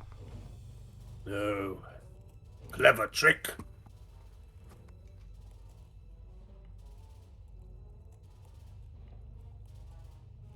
Gonna keep running. Actually, I can only get to here. And as I guess a bonus action, he will try to telekinetically. Well, that doesn't really help. Yeah, he'll telekinetically pull the gnome. I think this is a limit of 30 feet, right? Oh, yeah, you're right. Yeah, I'm sorry. I'm out of range. Okay, that's the end of his turn then. Yep, no worries. All right, we'll move to Harmony's turn. Harmony has caught a glimpse of Grask, so she starts screaming and runs into this corner. All right, seeing the lizard folk there, giving her quite the startle. Okay, top of the round, Elliot. So, Elliot, as you're standing here with this shape of your brother having broken through this wall, still connected to the wall, looks for you in all intents as though this is like a corpse. You could think of it as that has broken through the wall and reached out to grab you. You are currently grappled and restrained. What would you like to do? I'm just gonna try to fight it, like frantically try to break his arms off of me and like try to just fight being restrained by it. Okay, give me a blind check as you use your action to try to break free. You are unable to do so as the grip of this stone figure out of the wall is solid. At the end of your turn, I'll need you to make a wisdom saving throw. All right, you fight against this, and you realize suddenly that this is an illusion with this successful save as this image fades away. You actually were not grappled or strained, but your mind believed that you were. I'm gonna look towards the little guy and like cock my head to the side.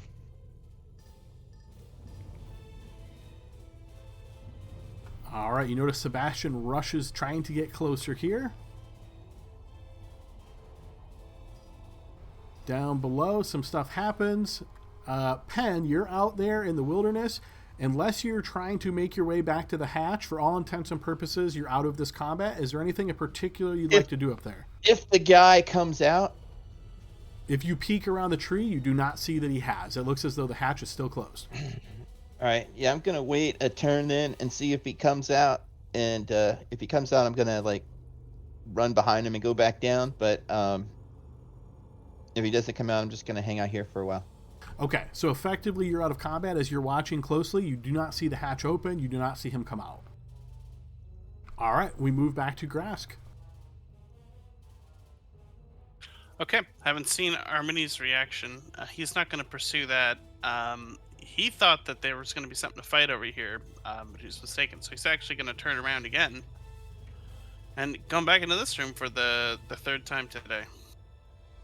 That's 30. He'll dash and get here. All right, you're going to notice here, Elliot, as this little guy is going to attempt to make his way through your square. Essentially, he's trying to tumble here. So you can make an athletics check, blind athletics check, to try to resist him. So just the blind check. Yes. All right, you notice he's quite nimble as he like sort of dives underneath this area. You're both pretty small, so he doesn't have to do too much diving, but as he gets here, you notice he once again quickly motions with his hand and vanishes. And then we move to Hugo's turn.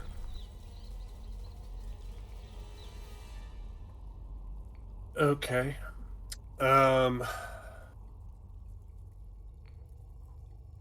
I'm going, or Hugo will go up to the edge of the sand, or the salt. Okay. And I'm going to cast a spell called Trick Question.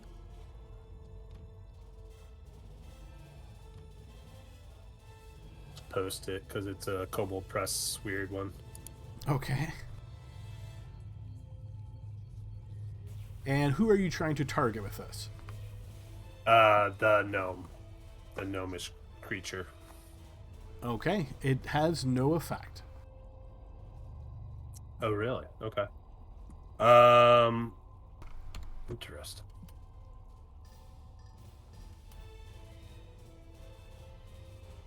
Okay, but as my movement or bonus action possibly, is it possible for me to brush the salt away? I would say you could do that as interact with object, like use your boot and just kind of brush it away. Sure. Okay, Cool. So that's what Hugo does. The circle looks complete once again, though it is not. Or once again, then you notice it is not broken by the salt. Okay. And then he'll move back up this way, and go. Didn't work. Can't hear me, I guess. And that's it. Okay, Harmony's turn. Anything in particular you're doing at this time, Harmony?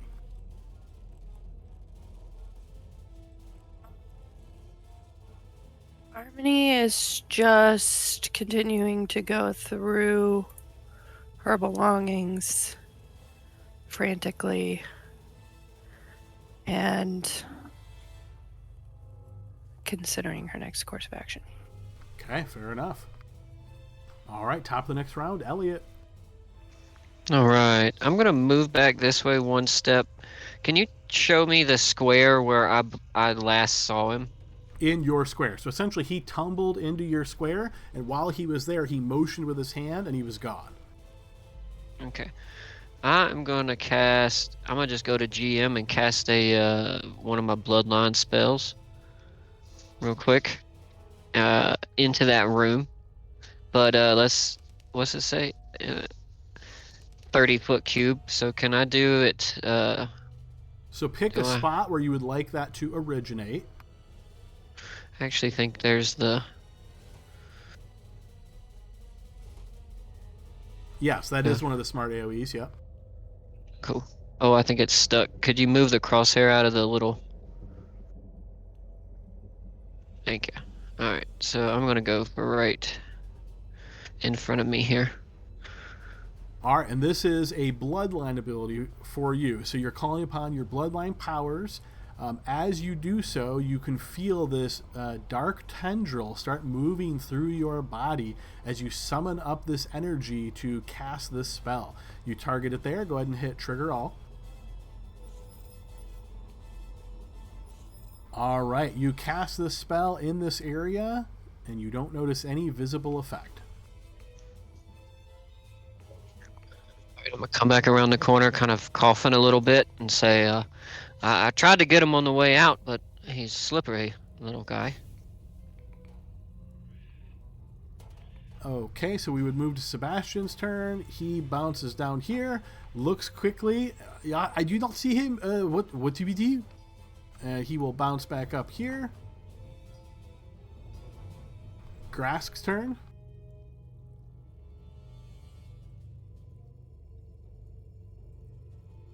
Where's Ben?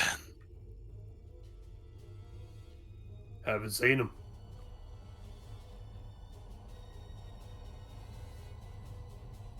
He'll move here, and then my intent here is I want to grab this desk. So actually, is there stuff on the desk?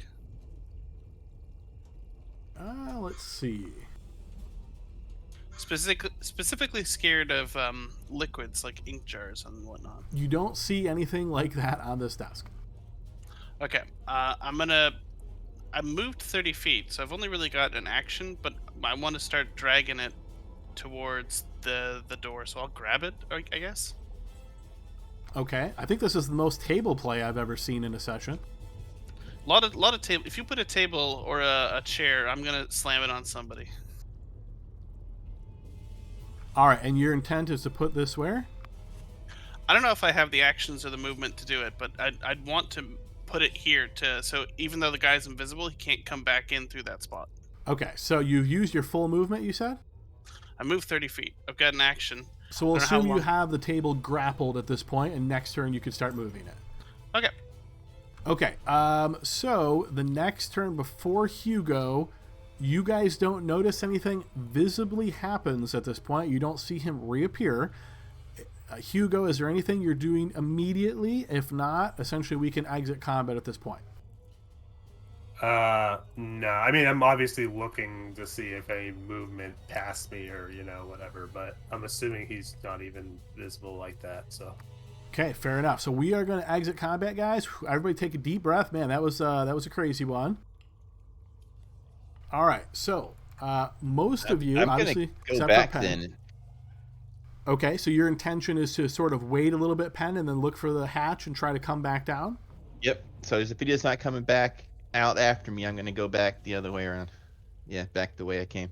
Okay, so you wait maybe a minute, 2 minutes, 3 minutes, something like that. You're watching carefully, looking to see if he comes out. When he doesn't, you hesitantly then get out of your cover, get closer to the hatch, and as you attempt to lift the hatch, it does not lift.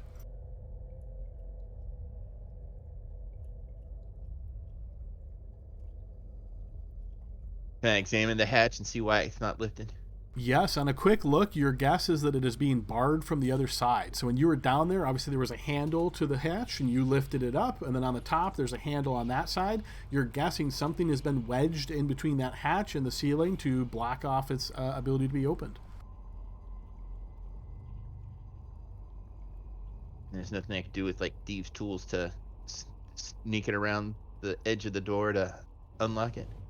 Unfortunately, no, because it's barricaded at this point. There's no clearance for you to get any thieves' tools down there. You could have tried to like damage the hatch, break through it. Essentially, that's an option. Or you can try to figure out where you're at and how close. Obviously, you've come up vertically up from the Scarlet Citadel. You've got to be somewhat close. I guess I'll climb a tree and see if I can figure out where I am. Okay, so we'll do Penn's part real quick here to try to get him, if possible, back to the group. So yes, you climb a tree. Again, you're in no danger. So as you get up and look, you do notice the Scarlet Citadel a distance away. You realize that this must be some kind of secret entrance down to the 3rd level of the Scarlet Citadel that nobody in the village of Red Tower has told you about. Maybe nobody even knows about this, but this is a quick way to get down to the 3rd level. You realize if you can spend maybe 20 minutes navigating through the nature here, you can get back to the area of the Scarlet Citadel that you're familiar with. Essentially, think of this as the courtyard ruins. All right, I'd like to though mark the hatch.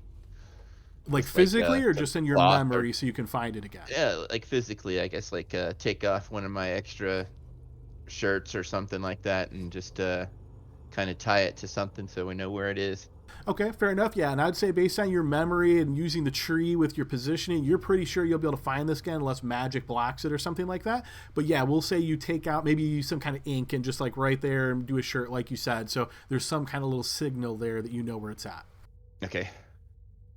Is it safe to assume then, Penn, you're going to try to make your way back to the courtyard with the intention of going back down and rejoining your companions? Yep, the same way that they came back, the way. Yeah. The way you came in. So try to be as safe as possible and only take the directions that you know are quote-unquote safe. Exactly. Perfect. Okay, so that's going to take you a little bit of time, so we'll move back to the group then. So group, you're here. Again, it seems as though this little guy has not reappeared. You're not sure what is going on here exactly. You notice that, Harmony has been affected by something badly here. What would you guys like to do? Is this a chest here in front of me, Adam? It is a small footlocker. Can I just do a little trap check around it? Sure, yeah. Give me a blind check as you look for any kind of traps around the footlocker. While he does that, I'll move the table. I am lucky, so don't forget. Yep, all right, thanks for that reminder. So you move the table, Grask. Hugo's going to run back to make sure she's okay and that she doesn't run and get herself hurt by not knowing what's happening, basically. Okay. All right. So you start making your way back there. Elliot, you don't find any kind of traps here.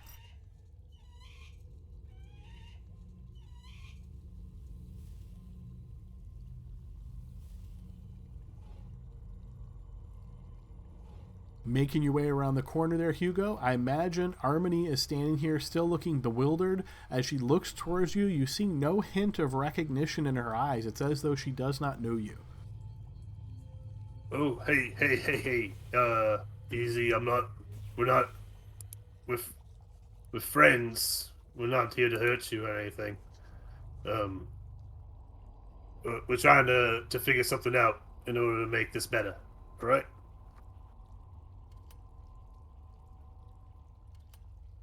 I don't know how we could be friends if I have never seen you before in my life. New friends. Gonna be a friend to you right now, and we're just watching out for you. I know it's scary, whatever's happening. Did you You should be careful. There's strange monsters roaming around here. Yeah. That's why I'm here. I'm here to make sure you don't go anywhere. And, we're just gonna stay put here for a second. Mind the lightning. Don't touch that. It's pretty bad, I think. We're just gonna sit here for a little bit and everything's gonna be alright, alright? Okay. I wasn't planning on going anywhere. If you see a little, short person appear, scream, because that's a bad guy, alright? Got it. You will just, like, go into a wall on the other side of the room and sit down. All right, as you're in this area as well, Hugo, you also notice these strange contraptions on this desk in the northwest corner.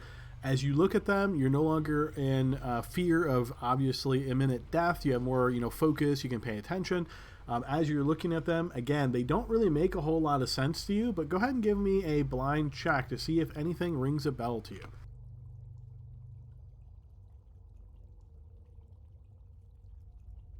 No, as you're looking at these things, you can't make heads or tails of what they are. They look to be some type of scientific instruments, measurement device. Who knows? Hey, look at this thing. What's that for? I don't know what any of this stuff is for. Yeah, me neither. I should be in a forest right now.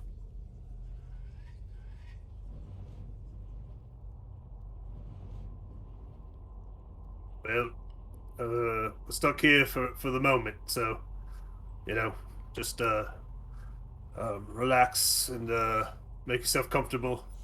I'll be right back. You notice Sebastian keeps his eyes peeled to the south, but eventually looks to the two of you and says, what is it that we are doing? I can't imagine. Are we trying to go forward? Is everybody here? Did everybody survive? While he's talking behind me, Adam, I didn't find anything with my blind check. Correct. No traps. Is it locked? You test it and it is locked. Okay. I'll just kind of ignore Sebastian while I try to pick the lock on it. Sure, yeah. Give me a blind check as you do that. Okay, I have Thieves' Tools proficiency. Do I have to do anything special or just a blind check for you? You just get to choose Dex or Intelligence that you'd like to use for this, but once you declare that, just roll and I will take it from there. We're going to do Dex and blind check coming up.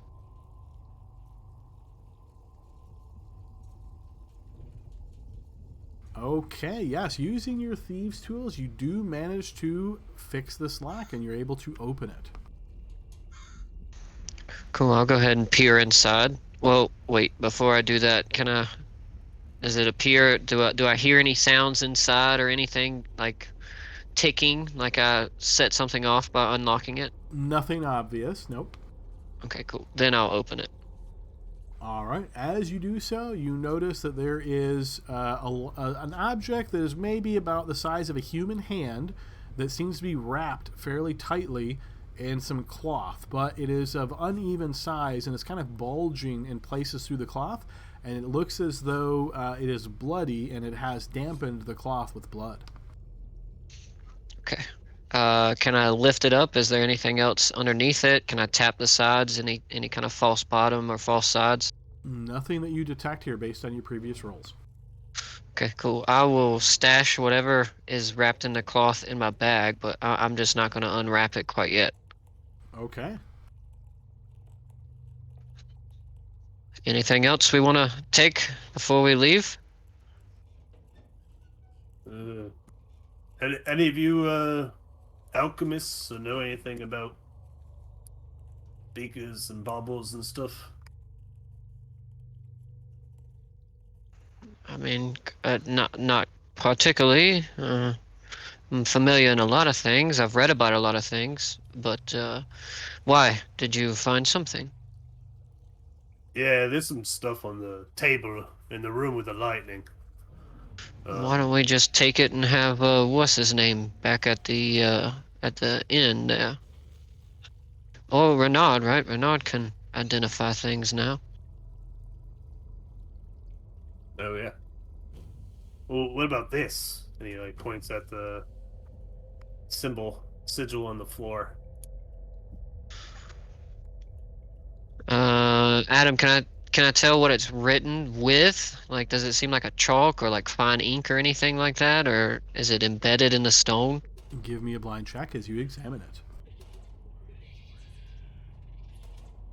The runes of this circle seem to be slightly luminescent as they give off just a little bit of light.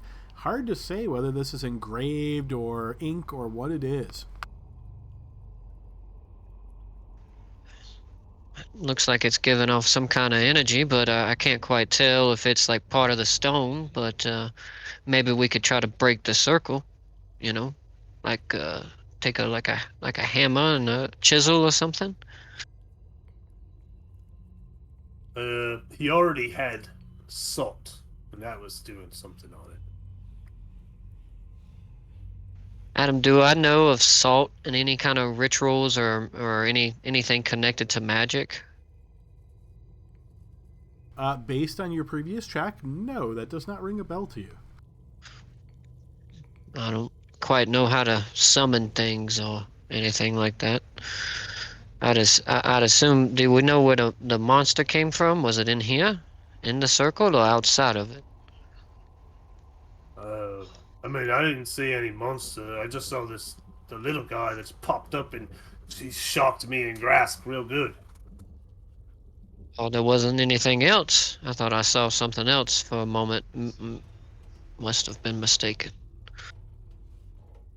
Well, What are we gonna do about Harmony? is there any sort of notebooks or anything? Is there anything that explains what this lightning is, what it's doing to her? Well, from what I saw, she walked through it, and then when she got to the other side, it was like she just blinked out. Adam, is everyone already searched this desk here? There's no papers or like data or anything like that. Nothing that looks to be of significance.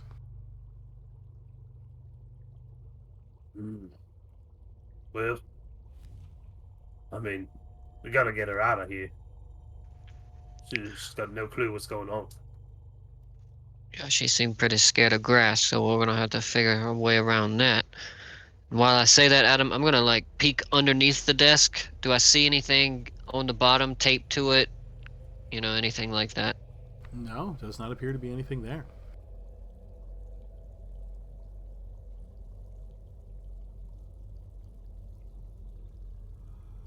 We should probably get out of here before he comes back, you know? What the hell happened to Penn? I saw him teleport through, came out on this side here, and rushed down after him, but that was it. I didn't see him after that, so maybe he's down these stairs here. Should we try to convince Harmony to come with us, or should we just go along on our own? I mean, leaving her there by herself with that little one running around cannot be safe. Yeah, I think we gotta get her and get her out of here.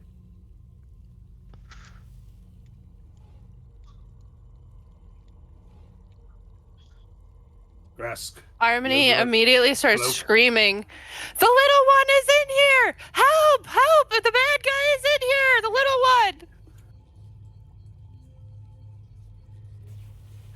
Alright. Where is he? It's me. She thinks I didn't mean, I thought you were hurt. Not this one. Not this one. I'm sorry. You said the little one! Yes. You said bad guy. No, Damn it, Hugo. this is a good guy.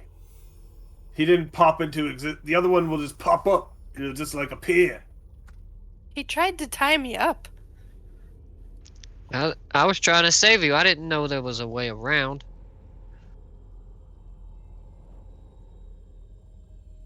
I'm sorry. Which of you guys I can trust? Listen, we gotta get you out of here, alright? We gotta get you back to town. You know, someplace safe. I'm not from a town.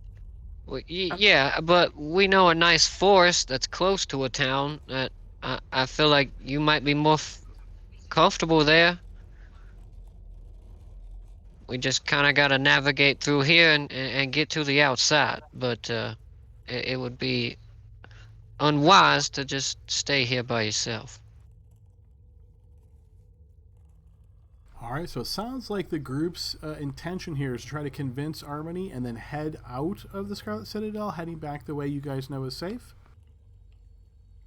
I don't know, we kind of got to go find Pin. We don't necessarily know that Pin got out and found a hatch or anything, but... That is true, but it might be a little bit metagamey. Do you guys think you would plunge down below, or, being only 4 of you, 3 of you plus Sebastian, with Harmony seemingly not likely to be able to assist, would you delve down deeper or make your way out?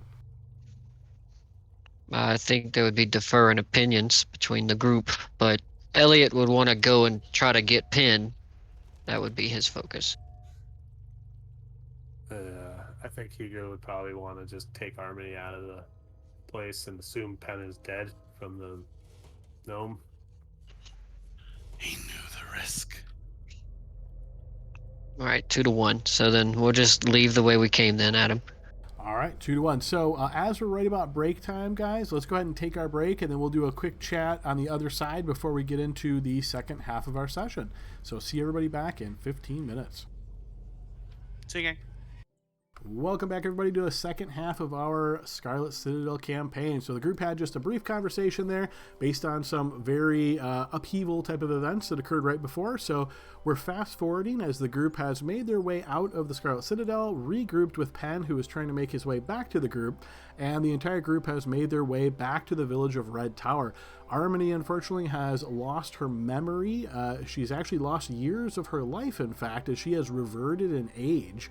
So this will cause Harmony to essentially become an NPC, and Harmony's player will be rolling up a new character for next week, but for the rest of today's session, she will be controlling Sebastian if we get into any situations where that makes sense to do.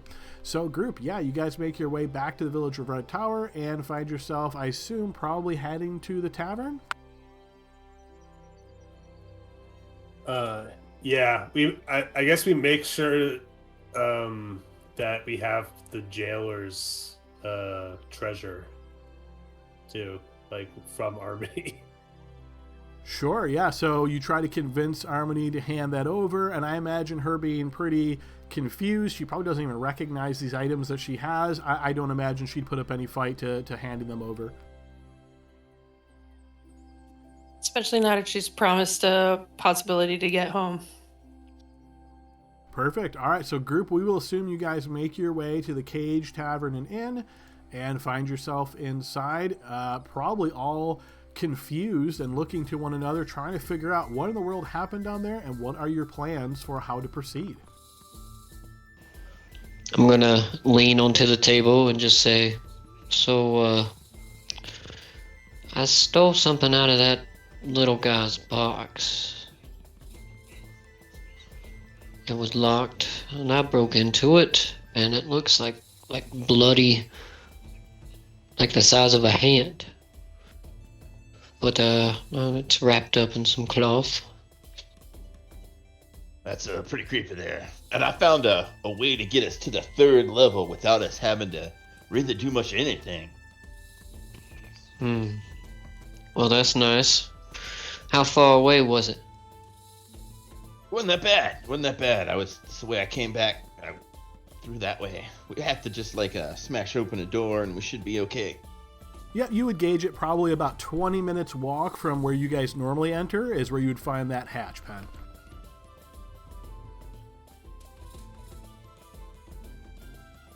Well, that's good. But we can go that way and then sneak up on that little guy from behind. yeah, what's he all up to there? He wipes Harmony's mind. Did he do that? Well, It, was it that happened lightning. when the lightning.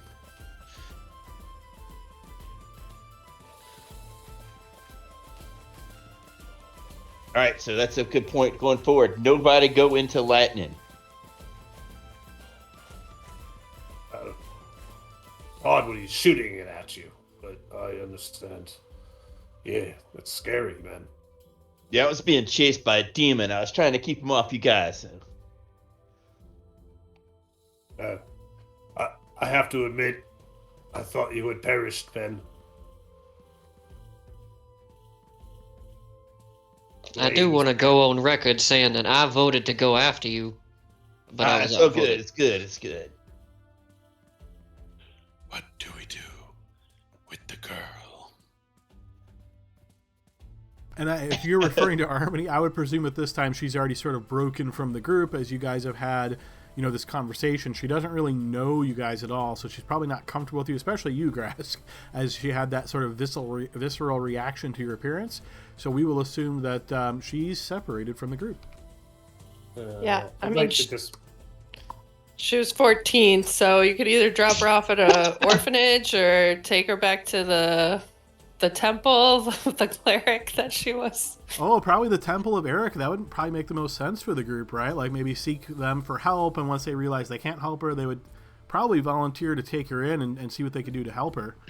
Yeah, we'll let her know that. We'll let them know that she was a devout follower of something. We're not quite sure. Oh, they what. remember her. She's been there a few times. So yes, the Fae folk there in the Temple of Eric would be more than happy to take Harmony in. and it's outside of town, the forest. I'm assuming we still got like a room at this inn, right, Adam? We've kind of just been re-renting it over and over again. It's not always necessarily the same room, but yeah, it seems as though lodgings are pretty easy to get here. Usually it would run you somewhere between like 5 silver pieces of gold per night, but as long as you're purchasing drinks, for the most part, they seem to be lenient about charging you. Okay, well, I'll order a round of drinks for everybody at the table, and then I'm gonna go up to one of the rooms that we have, and I do want to unwrap that thing, whatever it is. You want to do that by yourself in case something... What if it's like a animated hand and it chokes you? You can come with me. I didn't say you weren't invited.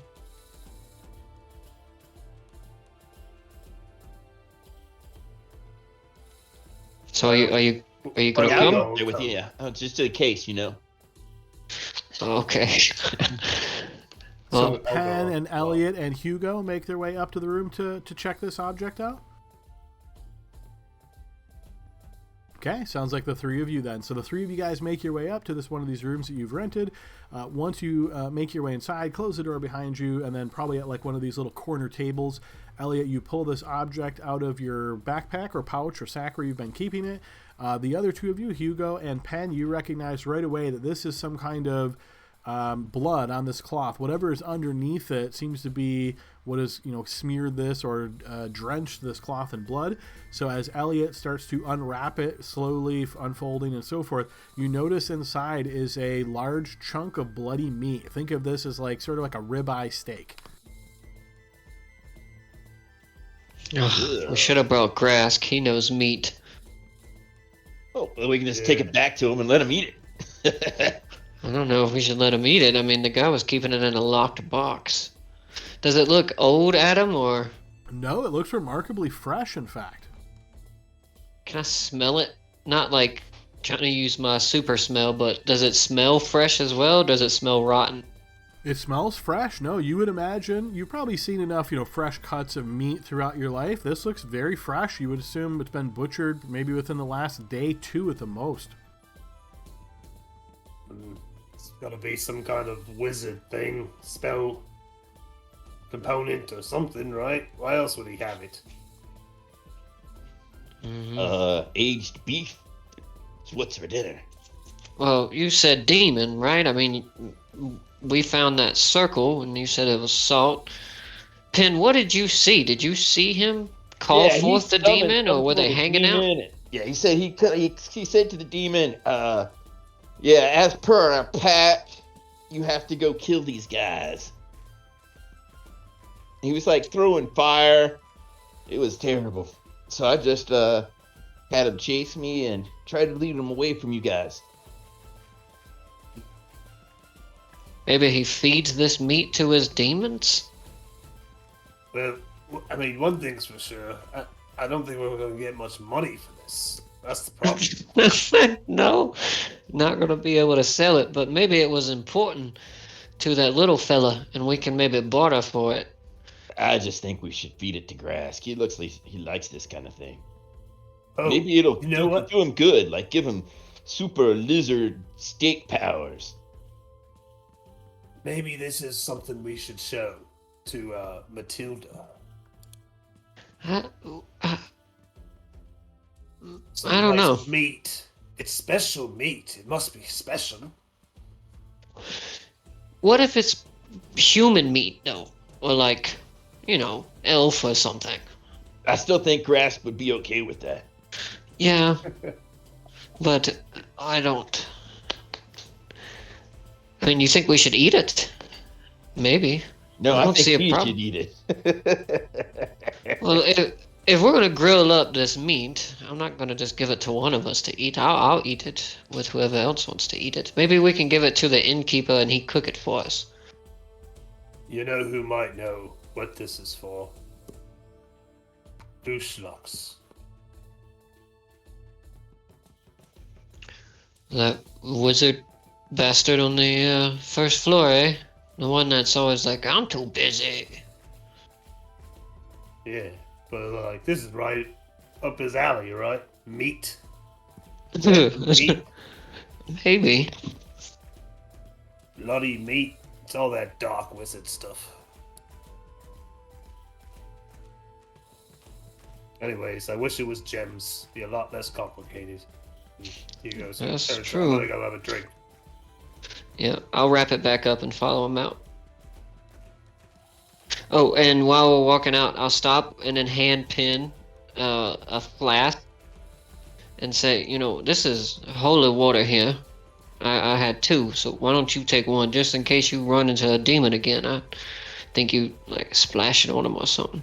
I really appreciate this. Thank you kindly. I don't know when I bought that or why I have it, but I had 2 of them. And then I'll follow Hugo down the stairs, grab the drinks that I ordered. All right, so during this time, Grask, as you remain down below, probably you and Sebastian sitting in the at a booth here together, anything specific you wanted to do during this time?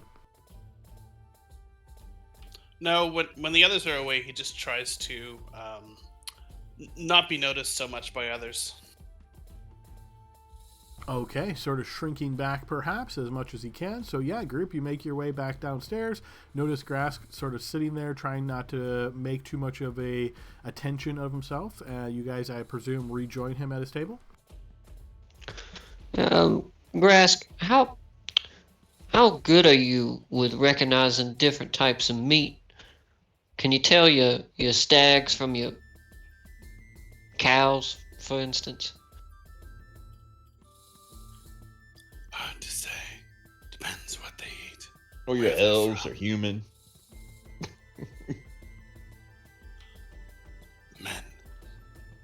Man meat. Yeah, man meat also, yeah. So inside his locked chest, we found this handkerchief wrapped around this just fresh piece of meat, like a steak or something, chop. And you think it's man? Well, we think there was a dark wizard who was in possession of it, and it was locked away. It's got to be a special kind of meat. Right? Let me take a look. Right. Now that I know it's not something crazy, I'll just put it on the table and hand it to Grask. Okay, yeah, Grask, go ahead and give me a blind check. I imagine you're trying to look at this and determine if you know what animal this comes from or what person, perhaps? Yeah, he'll give it a sniff, and if that doesn't work, I'm gonna give it a lick. All right, fair enough. So a blind check there. Yeah, you recognize this pretty quickly as being deer, so venison. Not man. Deer. What? Why would he have Deer. locked up deer meat? Why would he have man meat? I don't know, for a ritual or something. Should we eat it? I'm not eating it like that. I'll cook it a little bit.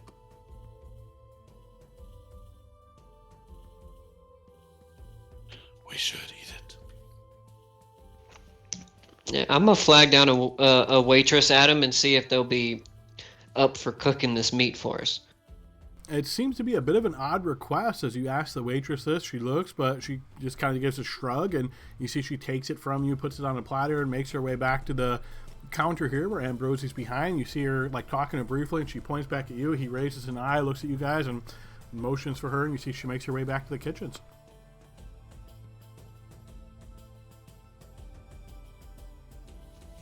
Well,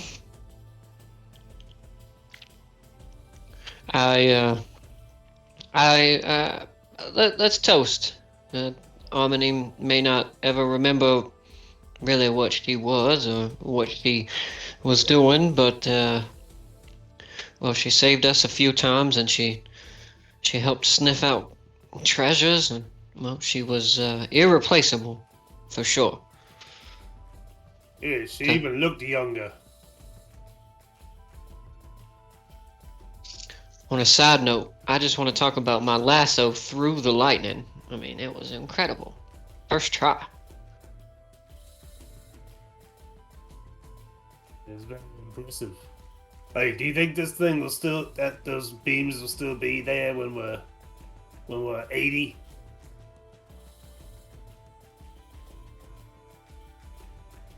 Not if we go back the back way and kill that little guy and make him stop it.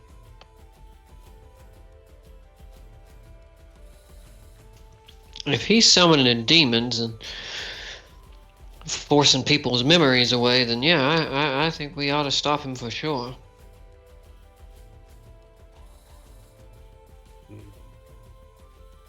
I mean,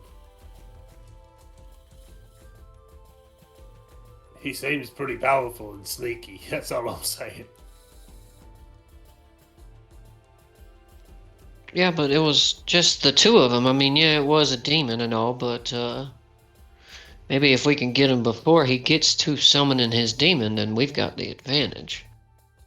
And also, we just stole his venison. It may be super important to him, and we're gonna eat it. Stick it to that son of a gun. Yeah. That'll teach him. All right. But we should redeem Harmony. That's true. my vote. She didn't die, though. I mean, technically, yeah, she didn't die, but We said goodbye to her 20 minutes ago. It did steal part of her life, it seems like, though. So maybe not full dead, but half dead.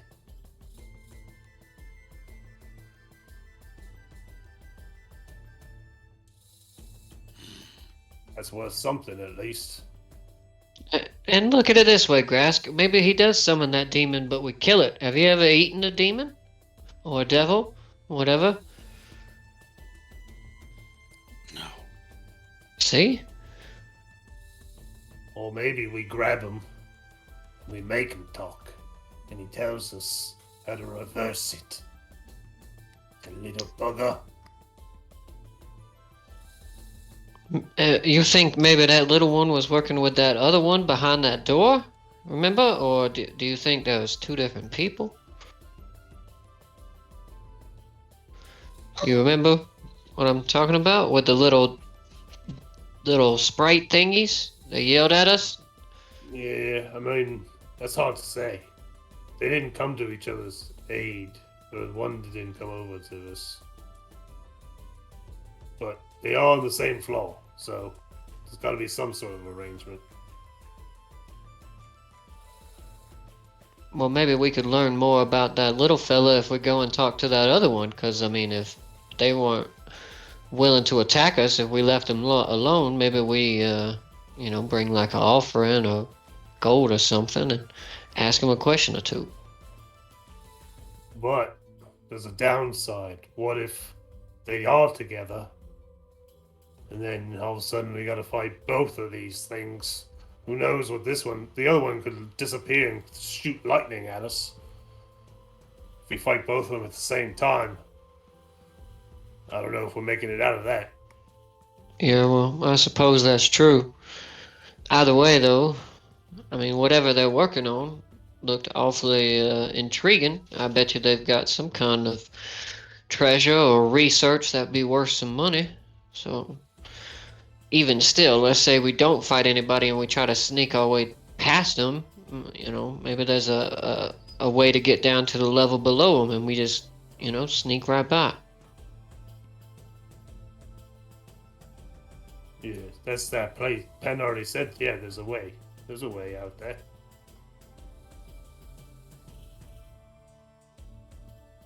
So what, do we go back with the intention of trying to redeem Harmony?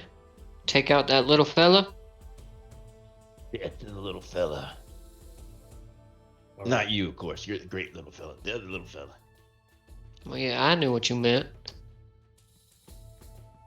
Yeah, sorry about that earlier. I figured it was the easiest way to describe him to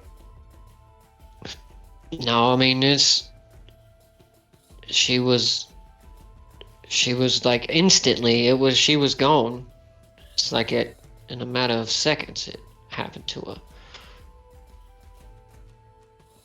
I was a little worried there. We had all split up and ran in different directions, and I was like, oh,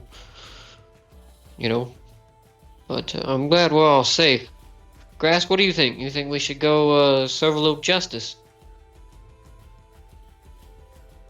Harmony didn't die. Yeah, but she had years taken off her life.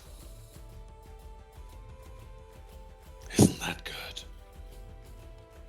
Well, then what do you I don't know, propose is it then? good or not? I don't know. Oh, that thing threw lightning at me. Tried to kill us. everything down there has tried to kill us, even the damn staircase. The mage. The mage should die.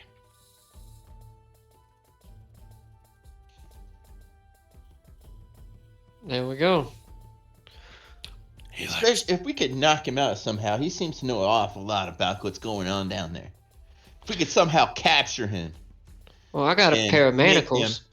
make him answer our questions, I think that would save us. That would be the most beneficial thing we could do. He seemed to know about what everything was going on down there. I think that's a good plan. I mean, if we sneak up on him, it might do two things for us. Maybe he doesn't have time to summon his demon buddy, and we can quickly subdue him without causing too much fuss. Yeah, he'll be on guard though. Yeah, I'm really surprised that the demon thing hasn't followed us or anything. The command he gave that demon was to kill us all, and normally they don't just stop,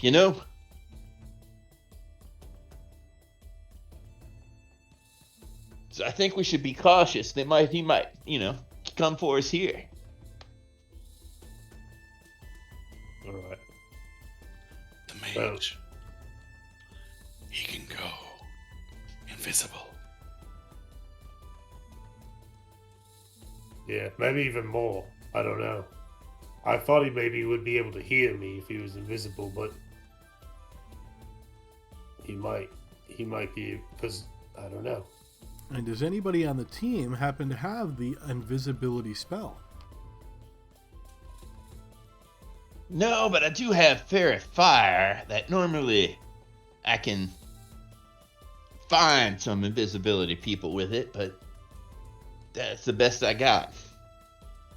Fair enough. So yeah, as you guys witnessed him do this and then vanish, invisibility probably is the first thing that comes to your mind, and with nobody having any specific knowledge or expertise in the spell, yeah, that probably is what he's doing.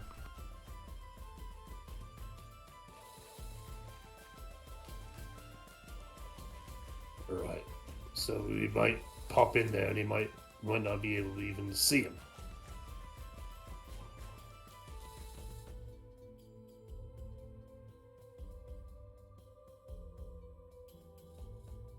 If that happens, do we just go further in?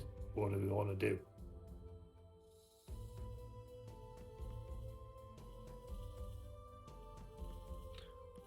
Where's the food? And before too long, yes, you notice the waitress comes out with this big chunk of meat that you guys had provided to her that looks like it has been seared and cooked. Grass probably overcooked to your taste, but you notice she kind of slides it on the table and looks at you all and says, well, I guess there's no charge since you brought your own food, but they told me don't make a mess. You don't make a mess anyway. And you see she just walks away. Grask looks at the meat and he looks up and he says, When hunting deer, there's no point in just wounding it, because it'll run. You have to make sure you get it in one strike. If this mage can go invisible, we need a way to stop him.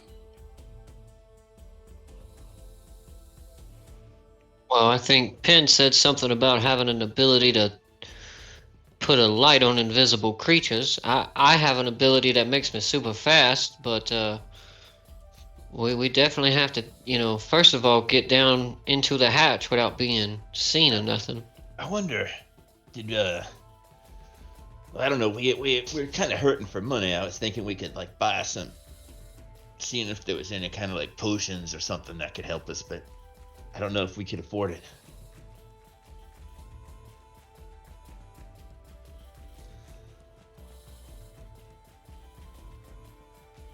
I mean, if you turned into an ooze, would you be able to go through the hatch and just open it? Probably. I have a potion that'll turn you. I believe it'll turn you into an ooze. So, seems like overkill perhaps for a hatch, but you'll be an ooze after that point. Yeah.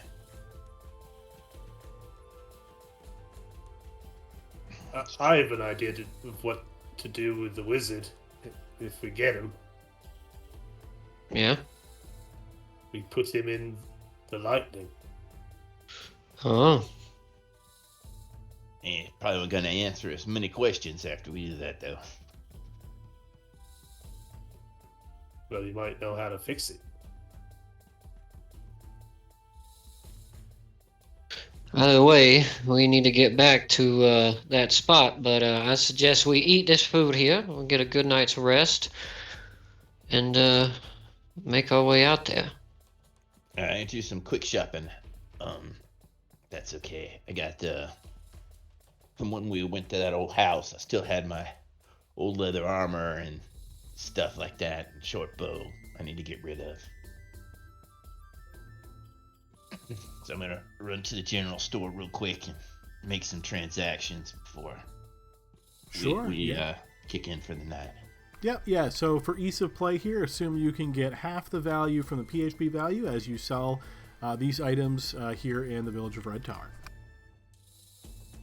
And I guess Hugo would try to sell the jailer's treasure, however much that is worth. I'm not. I think it was just a big collection of items, right?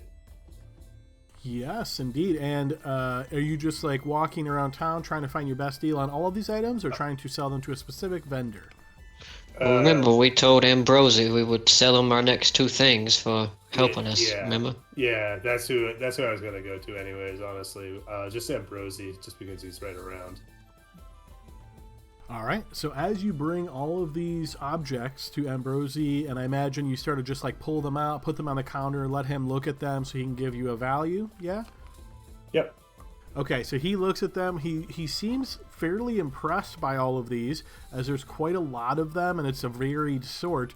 But you notice on a couple of them, he looks, and then he has this kind of strange expression on his face, And after you fully get everything on the table here, Hugo, he looks towards you and he says, I can buy these from you, but I need to let you know, I recognize some of these. They belong to some of the townsfolk here in the village of Red Tower. Really? Yes. Living have- people.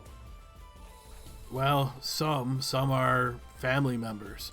I would guess that you got these from the Scarlet Citadel? Yes. I assure you, we did not know where they came from. Well, there's one of two ways we can go about this. I can give you the price for all of them, but I will have to try to find some way of making a profit on these items elsewhere. I won't be able to sell them here, you understand.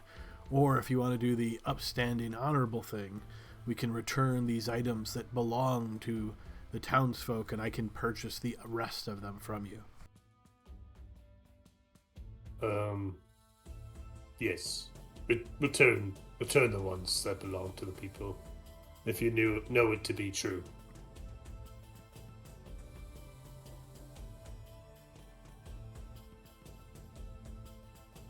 All right, you notice he looks at all of these and nods slowly, and he marks some of the things out, pushing them aside, and you hear him saying names like family names. Oh, this is this person's, this is this person's, and slide some of those out. With the rest of what is here, you see he looks and says, "You got some quite good stuff here. What do we say? I give you 700 gold for the lot." All right, sounds good. We promised you this, and so also the next haul we bring in is all yours, as long as the price is fair. I will strive to be fair. And you see he nods towards you, counting out the large coins. You see he has to go to 3 different pouches here. You don't imagine he really gives this much coinage out at any one time.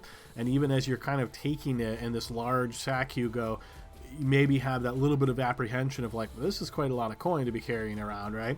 But he does take all these items off of you, and you notice he calls one of the waitresses over, and you hear him talking to her, essentially saying, go out and grab one of these folks that is does town work and knows the people well, and try to return all these items to the families. Hugo is visibly excited as he stuffs the coins away.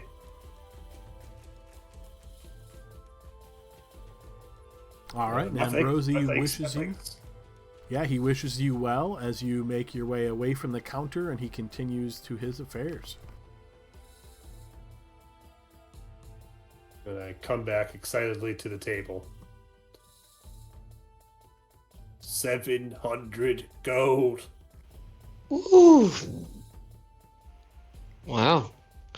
That's the most we've made so far. Now, I did have him. There were some items he said belonged to some of these townspeople here that the jailer had apparently either stolen or taken off the bodies of their relatives. I didn't have him pay me for that. Yeah, that's the right thing to do. It seemed to me like people were getting tortured and stuff, you know what I mean? Least we can do is offer them some closure, I suppose. Yeah, I figure we're around here enough. We're meeting people. Bernard already did something with that guy in that house, so it'd be better to be on good terms with some of the people around here.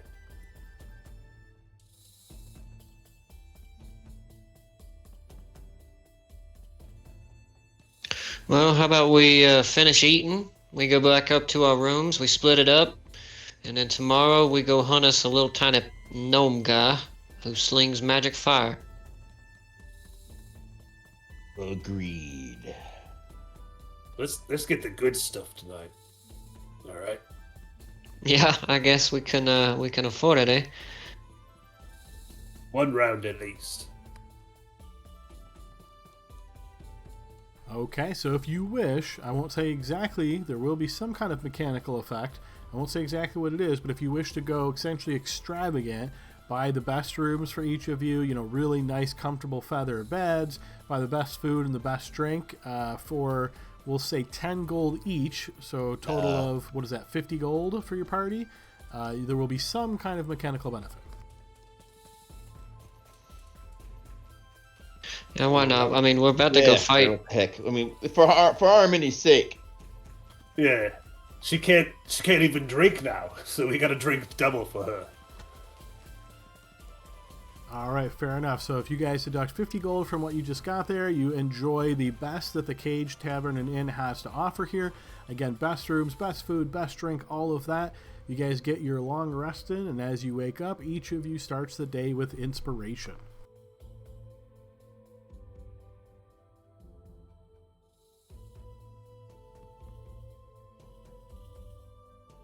All right, is there anything specific in town that you guys would like to accomplish before making your way back to the Scarlet Citadel?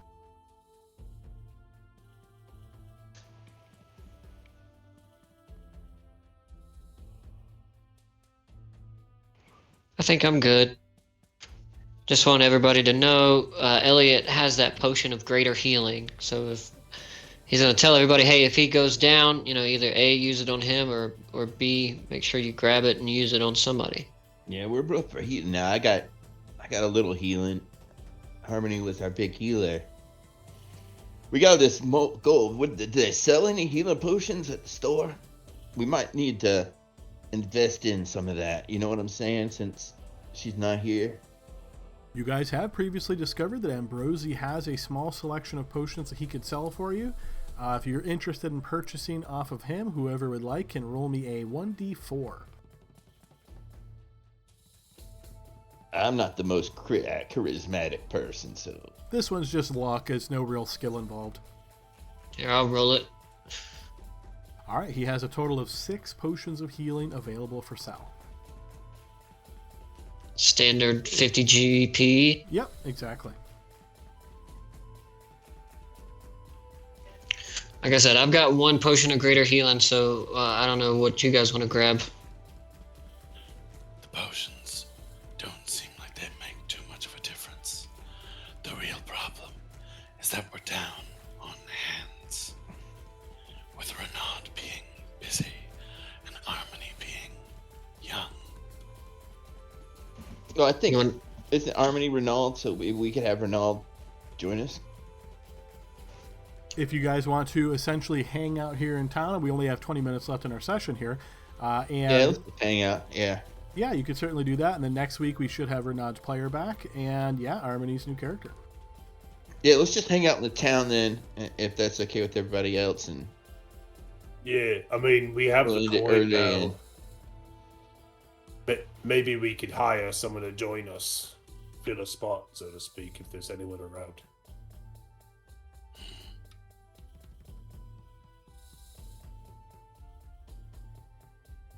Hugo. Hey, what's up, Brask? Find someone to join us. Well, I mean, I could ask some of the guards, or maybe that guy that writes down everybody's names. He might know someone that's around. Didn't Scar say he'd go down with us? Oh yeah. He said if we paid him, he would go down, right? Maybe we can pay him enough to go with us down to the 3rd level and take out that little dude. yeah, does everybody have a healer's kit just in case we need to? I mean, I have one. I think it might be a good idea in case somebody else has to administer, to unconscious person, to have another healer's kit available. All I right, mean, it wouldn't hurt. I'll buy one. They're 5 gold, so it shouldn't be too bad. Yep, you can certainly find those here in the village. Can you use those without proficiency in anything? Yeah, they just essentially make it where you don't have to roll the medicine check to stabilize. It just auto-succeeds with 1 usage out of the healer's kit. It's got 10 usages, I believe. All right. I don't guarantee I'll be any good at it. So what do you think, everybody? You think maybe we should hire Scar See if he'll go with us down there to the bottom levels. Scar's Where- Lake. I don't know. Let's just. Yeah, I don't know. Well, if we just wait for Renard to get done with his business, then we'll have a full party. We can go, maybe give us one more day of rest. Then we won't need to hire anybody and save our gold. How much did Scar want again? Is it 50 gold? Something like that, yeah. Too much. Well, what do you think someone here's gonna do? Sebastian takes a portion of the proceeds every time.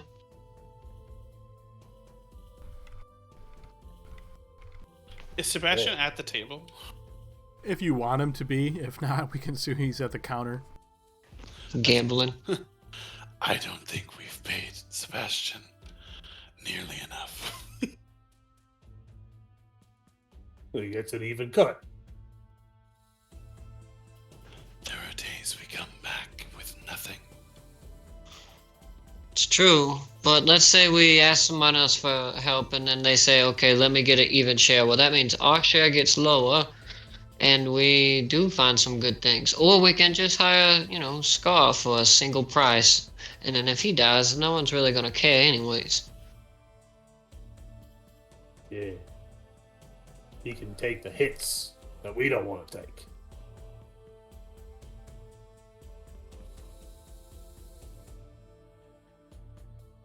It's a waste of gold.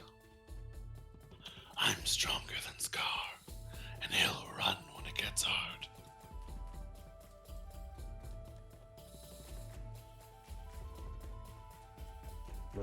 Alright, well. I mean, if you're fine taking the hits, Drask. Just trying to save us a little hardship here. Plenty of men in this town. Plenty of fools. Someone will come with us.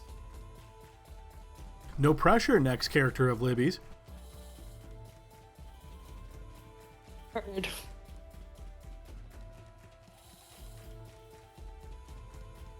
Grask's thinking is only a fool keeps going to the Scarlet Citadel. This is a big group. Look, the writer said the cure for me is in there, so I have to go.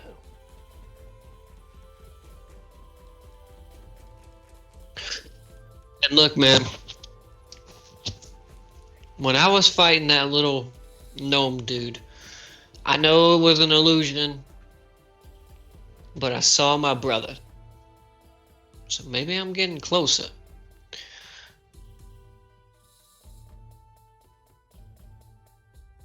The Citadel is driving you both mad. Maybe you should stay back next time. Can't do that, Grask. We just made 700 gold, Grask. That's a lot.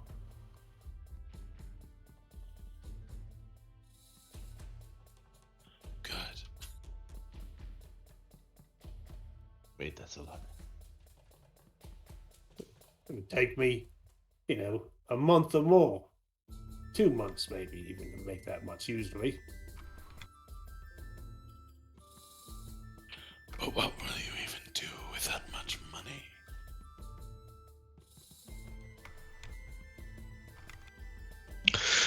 Well, for me, I'd probably get pretty far away because I did abandon my post, and well, that can't really be good for anybody. Hopefully I find my brother. We can get a nice house somewhere farther away. I won't have to dive into this damn citadel or anything like it no more. Maybe I can farm potatoes or something.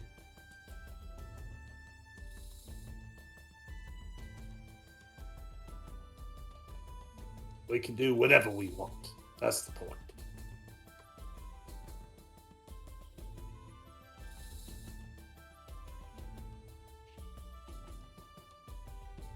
All right, And- guys. Well, if you're set on resting here for the night and then heading back to the Scarlet Citadel tomorrow after trying to get some additional help, we can go ahead and end the session a little bit early here if you guys got your plan in place. What's I do- the Is that 700 divided evenly amongst all of us, right? What is that? I did it up there. We give it I to said- Armin too, right? Well, I split it 5 ways because it was us 4 and Sebastian because Armony wasn't there technically. But we can give Armony's character some money next week if she comes. But what I did was 130 because I did 700 minus 50 for the extravagance, and then I did that divided by 5. It was 130 each. Okay. So I got a couple of shop purchases I want to make, so All right, couple of quick FYIs as well. So with the EXP you guys gained here today, everybody is going to level up to 5 except for Elliot's character, unfortunately. So Dylan, there is a few in there that there were write-ups that you could have done to get the extra experience from his sessions. If you'd like to go back and do some of those, or maybe just do one really impressive write-up, we'll give you credit for all of those. And then that get you probably the level that you're missing. So just take a look at that and see what you can do. It's out on the EXP sheet, of course. But so level 5, and then as mentioned at the beginning of the session, strongly recommend everybody has backup characters. As you see, it's not challenging at all to have a character just gone, right?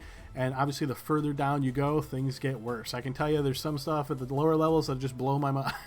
So just be prepared for that. And there were some questions earlier about rolling characters ahead of time. Feel free to do that. Again, I'm going to put everybody on the honor system that if somebody rolls really well backup character, nobody's going to suicide or retire their character just because they want to play the brand new character that has really good stats. So that's just on your honor. Same with Bloodlines. I know that system can be a little bit complicated, so if you follow it all and you want to roll those, feel free. But I will go back and do an audit, so if you've missed something, I'll let you know, hey, this is wrong and it might have to be a change. If you'd like to just do that with me present at another time, just give me a heads up and we can arrange a time to do that for the backup characters. Anybody have any questions on the level up, backup characters, or anything else for tonight? Harmony lost her memories on purpose to play with backup. I don't think she had one yet, so that would be a really impressive trick if she did that. I would have mentioned them when you guys were talking about hiring somebody. But just know, being a panther won't save you in the Scarlet Citadel. That goes right on the next person's tombstone, I think. For sure. All right, good deal. Yeah, then, I got a guys. backup character, but I didn't have the bloodline or any of that kind of stuff. Yep, so like So I I'm say, not sure how to do all that. Yep, so if you'd like, we can arrange some time, Pen, to just roll those out. Actually, we've got like 10 minutes left here if anybody would like to take care of that. Is there any last-minute questions or anything before we officially end the session, and then we can move into some of those more bookkeeping type things? All right, if not, then let's go ahead and officially end the session. So good night, everybody. We'll end the session, and then we'll take care of some bookkeeping stuff. So good night, everyone.